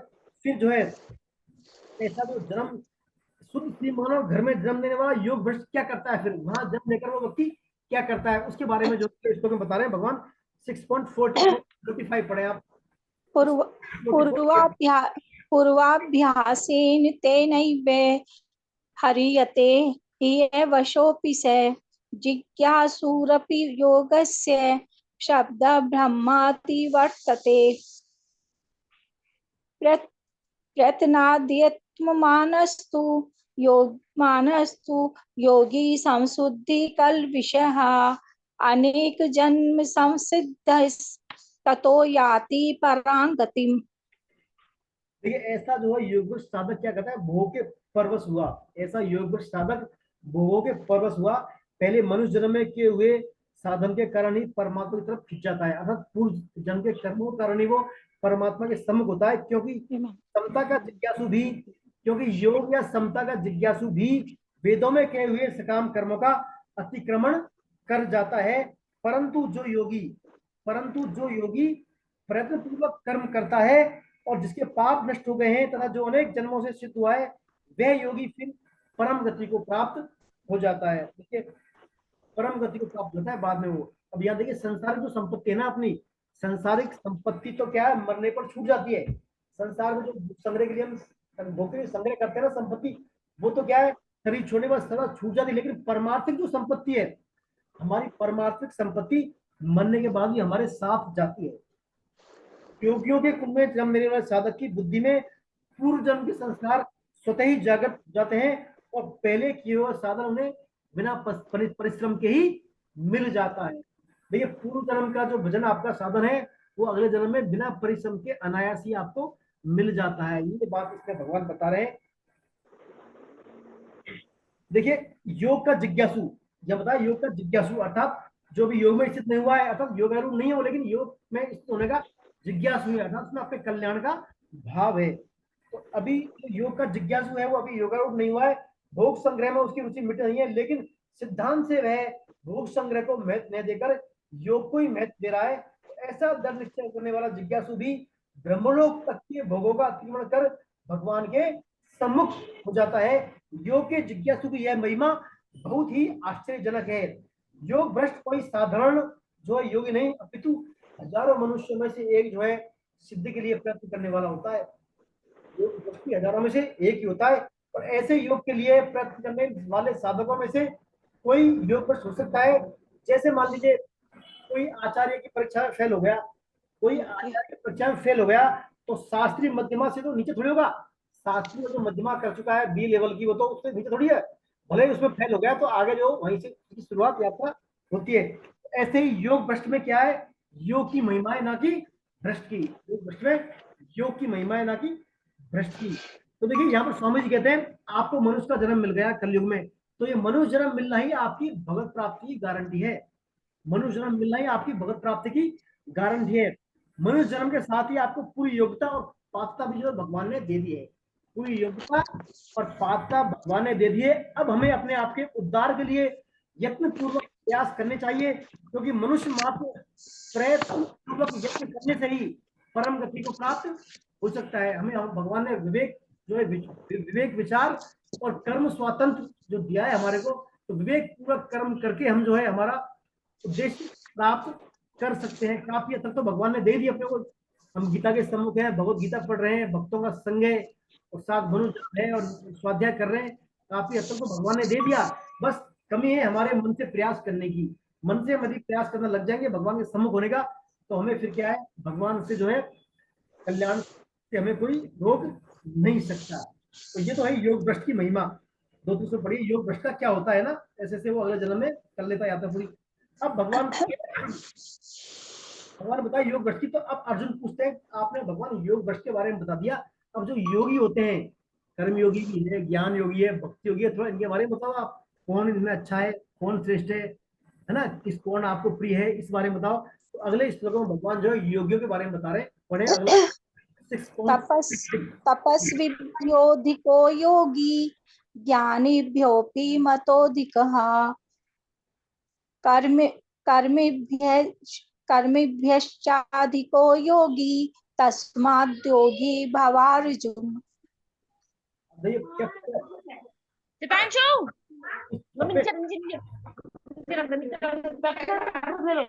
नीचे बैठे सब।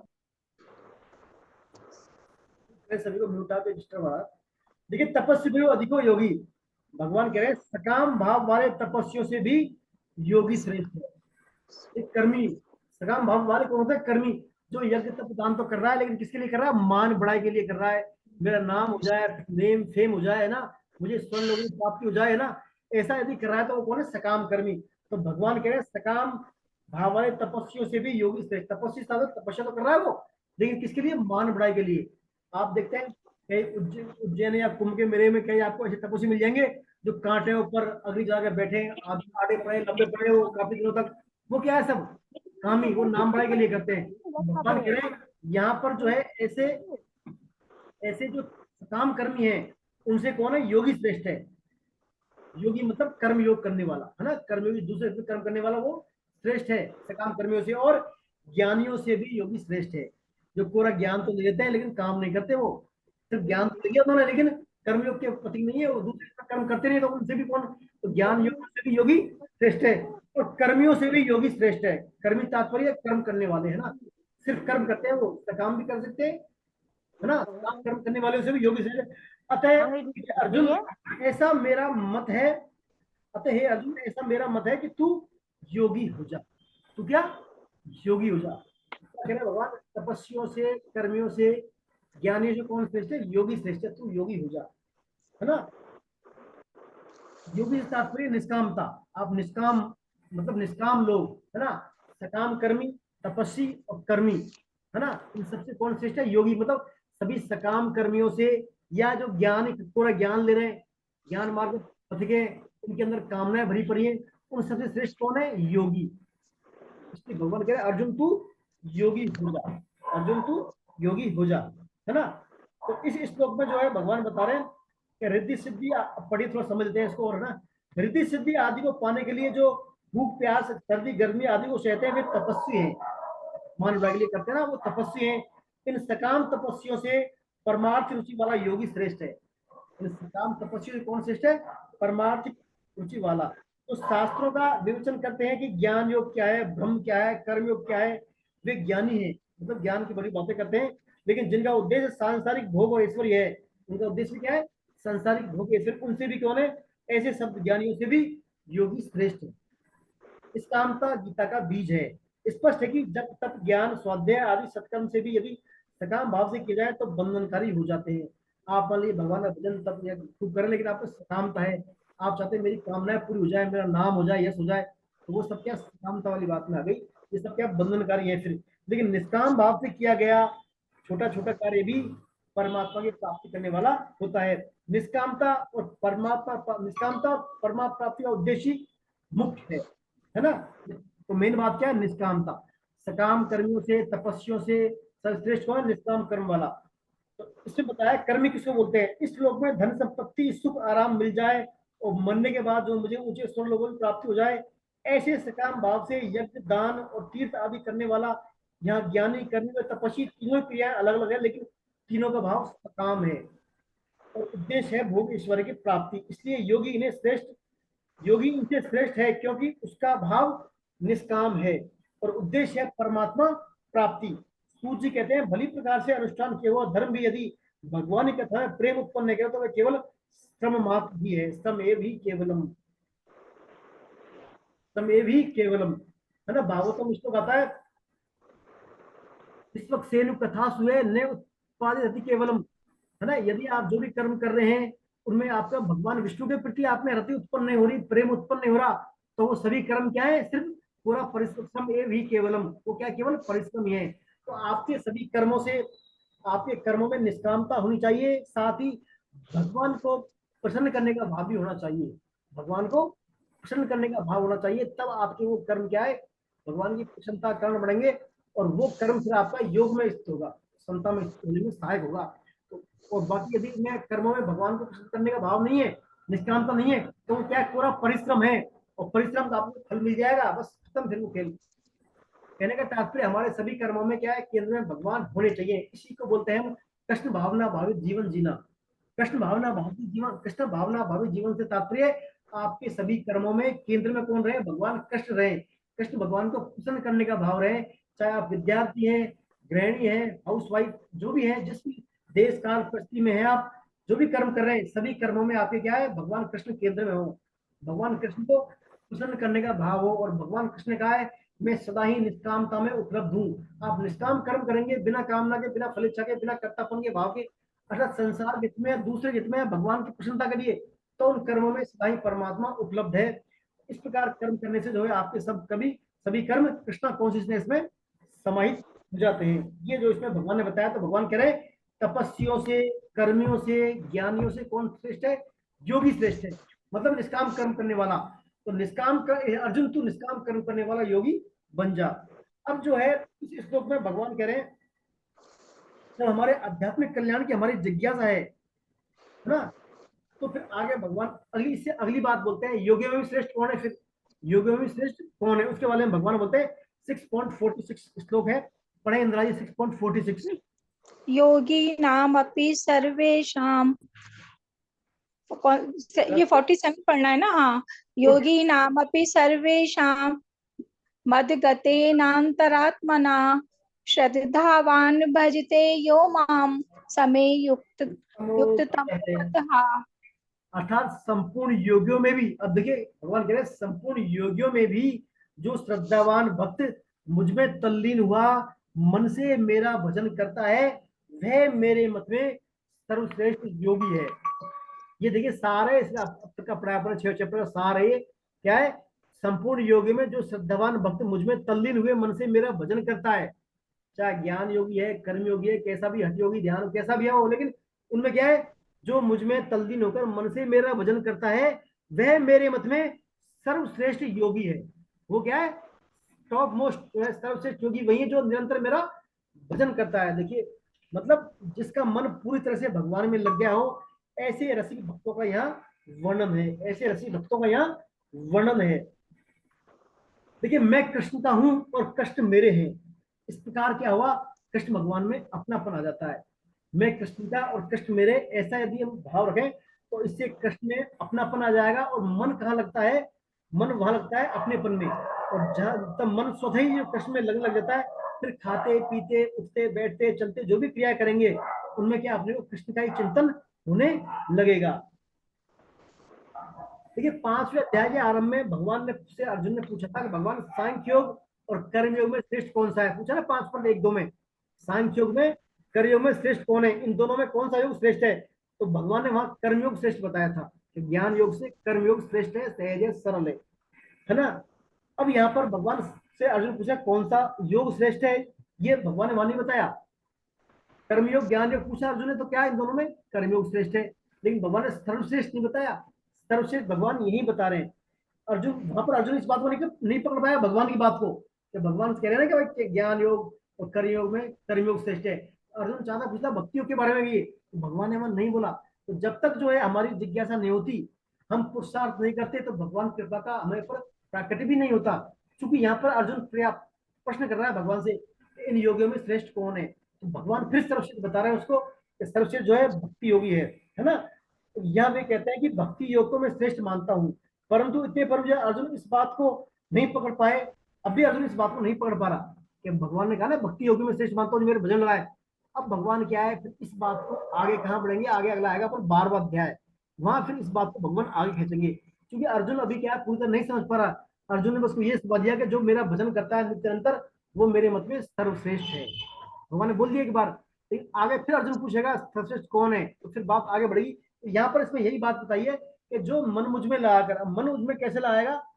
मन कैसे लगेगा? मन कहाँ लगता है? जब अपनापन हो। मन कहाँ लगेगा? जब अपनापन हो, वही तो मन लगेगा। अपनापन कब आएगा? जब हम भगवान कृष्ण को अपने को कृष्ण का मानेंगे, तो स्वतः ही मन जो है भगवान कृष्ण में लगने लग जाएगा। तो यहाँ दिखा रहे श्रद्धा से युक्त भगवान में तल्लीन मन वाला सर्वश्रेष्ठ योगी है। मन वही लगता है जब अपनापन हो, है ना। इस प्रकार जब हम मैं भगवान का, भगवान मेरे मान लेंगे, तो हमारी अहमता में परिवर्तन से सभी क्रिया हमारी भजन हो जाएंगी।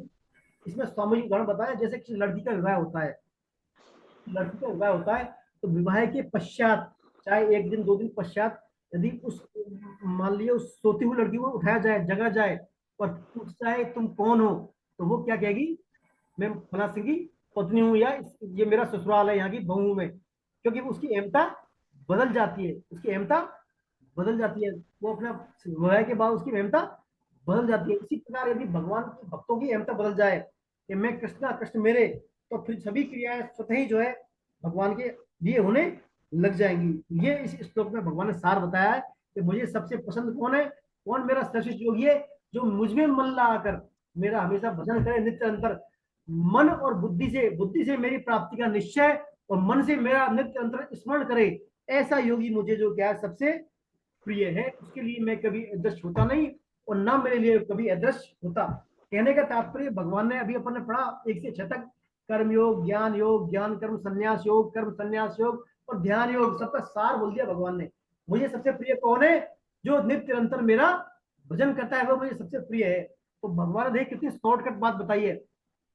मन बुद्धि इंद्रियां ये वो आपको उलझने की जरूरत ही नहीं है। आप बस भगवान का नित्य भजन करते रहे हमेशा मन और बुद्धि से, तो वो आपकी सर्वश्रेष्ठ है। आगे भगवान कहेंगे यज्ञों में सबसे प्रिय मुझे जप यज्ञ है, यज्ञों में जप यज्ञ मैं ही हूँ, यज्ञों में जप यज्ञ मैं, अर्थात भगवान का नाम जप करता है वो भी सर्वश्रेष्ठ है। तो कुल मिला के भगवान ने अपने नाम जप की महिमा का बखान किया है यहाँ पर कलयुग के हिसाब से। कलयुग में क्या है, भगवान की भक्ति का सबसे शॉर्ट तरीका और स्वीट तरीका यही है, भगवान के नाम जप। तो भगवान कह रहे हैं जो मेरा नाम जप करता है निरंतर वो मुझे सबसे प्रिय है। बस ये भगवान ने शॉर्ट में अर्जुन समझ गया, वही मुझे प्रिय है। तो इस ध्यान योग नामक अध्याय में भगवान का उद्देश्य यही है, ध्यान योग के द्वारा हम हमारी मन बुद्धि इंद्रियों को कैसे संयमित करें ताकि वो व्यवहार आचरण और एक्ट वही कर्म करें उनसे क्या है भगवान से जुड़ सके वो, है ना।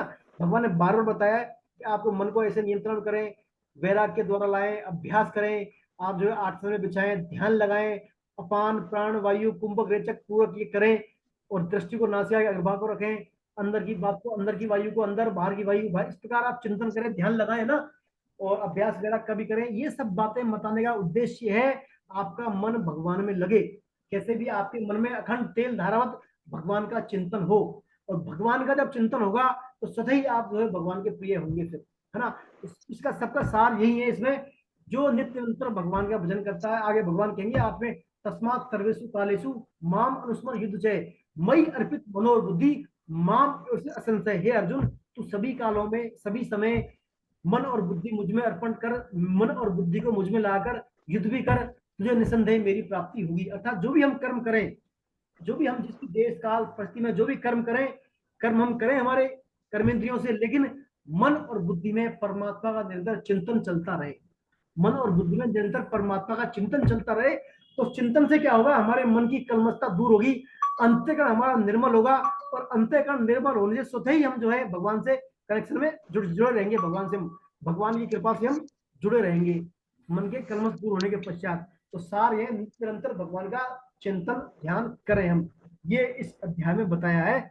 अभी आपका इस जो अध्याय पढ़ा है हमने ध्यान योग, इसकी आज चर्चा की है। कोई भी आपकी शंका हो, कोई प्रश्न हो, कोई टिप्पणी हो तो आप बोले, अपन इस पे चर्चा करेंगे। अभी बोले जो अपन चर्चा की आज इस बारे में, किसी का कोई प्रश्न आप हैंड रेज कर दें आप।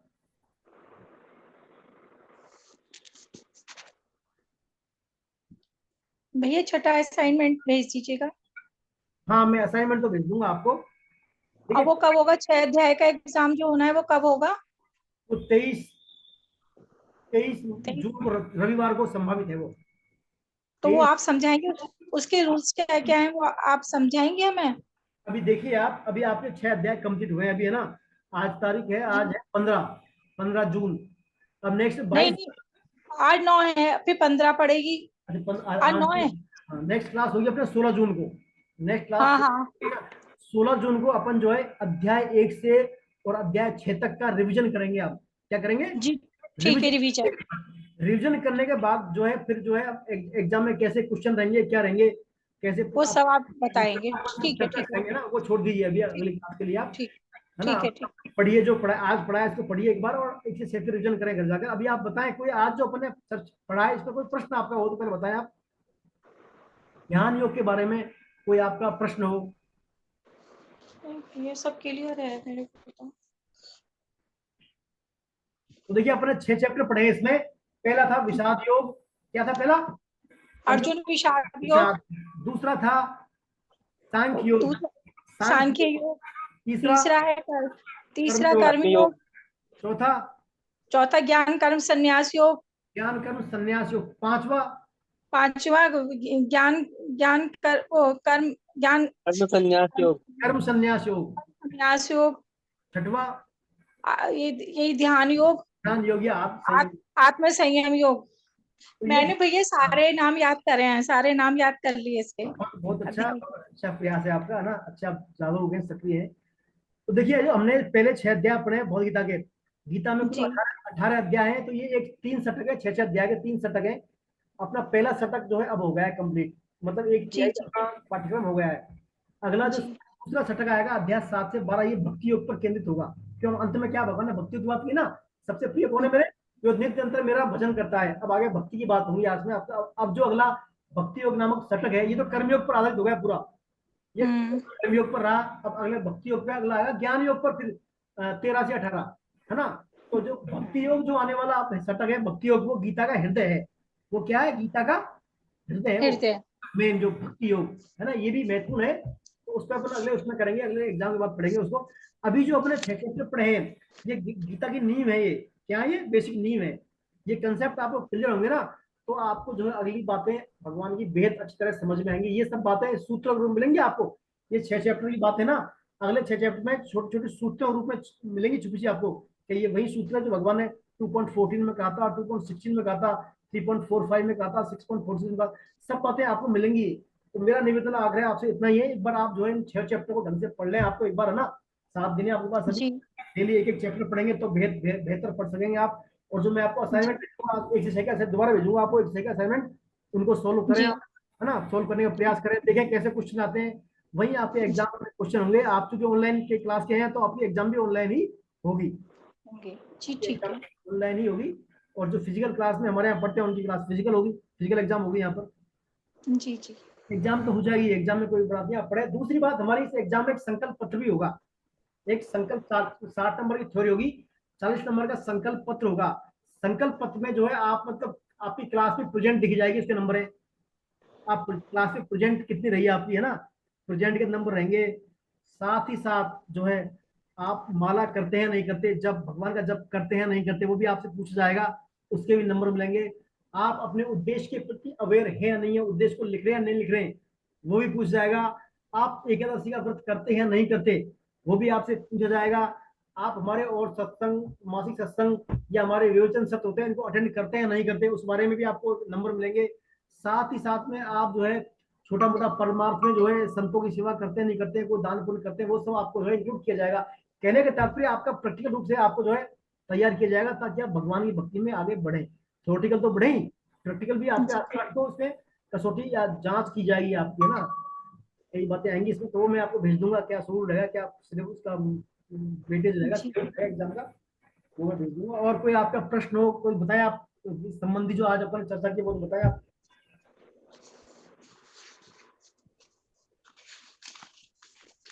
सुखबीर जी नहीं है? सुखबीर जी आज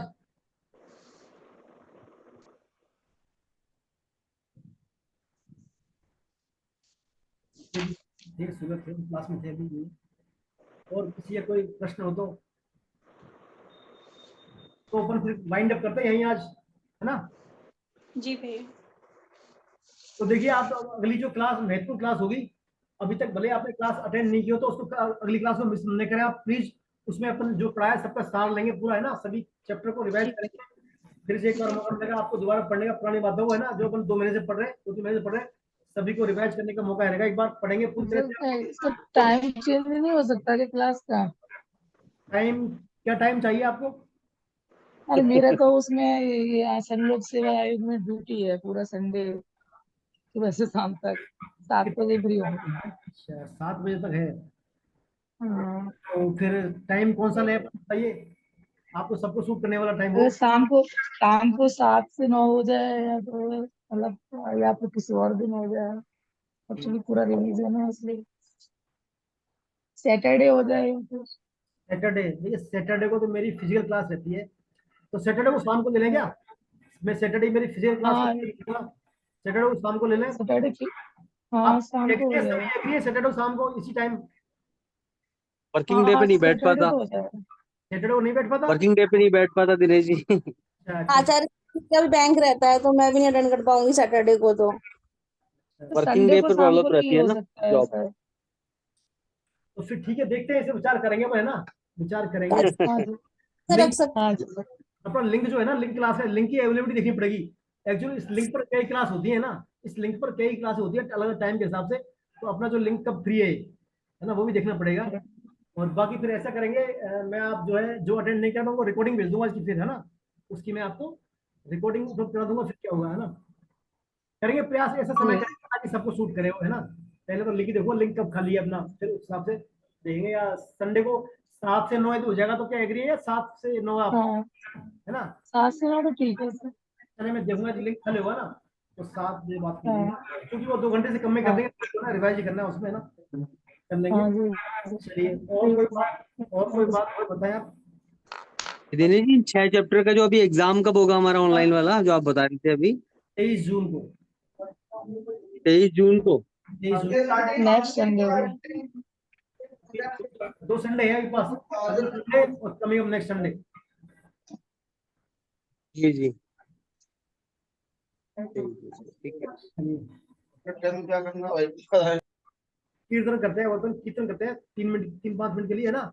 सभी आपको कर लें, आपको अनम्यूट कर लें सभी, अभी है ना, अनम्यूट कर लें सभी, आपको सभी पार्ट कीर्तन में सभी पार्टिसिपेट करें, सभी आपको अनम्यूट कर लें आप, है ना। प्लीज को तो संडे की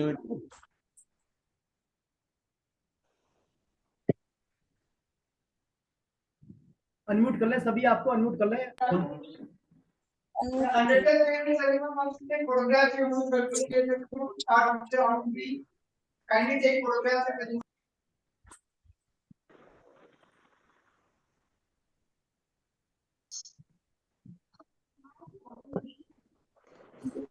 नहीं आप अटक गया।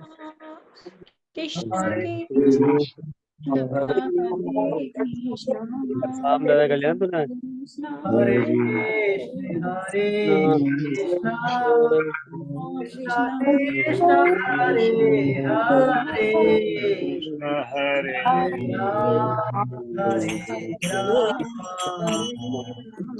राम राम हरे हरे हरे कृष्णा हरे कृष्णा कृष्णा कृष्णा हरे हरे कृष्ण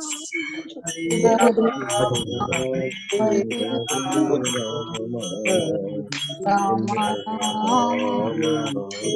हरे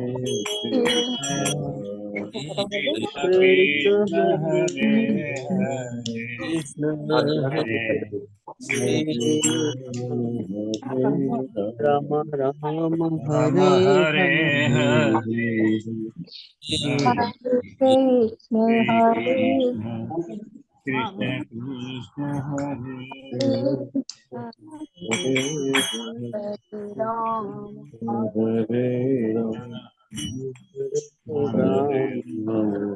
राम राम हरे हरे हरे कृष्णा हरे हरे हरे कृष्ण हरे कृष्ण हरे कृष्ण कीर्तनम यस्य नाम संकीर्तन यस्य सर्व पापनाशनम नमस्तम प्रणामो दुख समन नमामि हरि परम। नमामि हरि परम। बोलो वृंदावन बिहारी लाल की, राधा गोविंद की जय। सरकार की, सरकार की जय। श्री कृष्ण बलराम की, जय हो जय जगन्नाथ बलदेव सुभद्रा मैया की, जय हो जय नरसिंह देव की, जय अनंत कोटि वैष्णव वृंद की, जय सब संतों की, जय हो जय हरिनाम संकीर्तन यज्ञ की, जय हो जय आज के आनंद की, जय हो जय आप सबकी जय हो। जय जय हो आप सब आनंद कराने वालों की जय। जय कृष्ण हरे कृष्ण कृष्ण हरे हरे।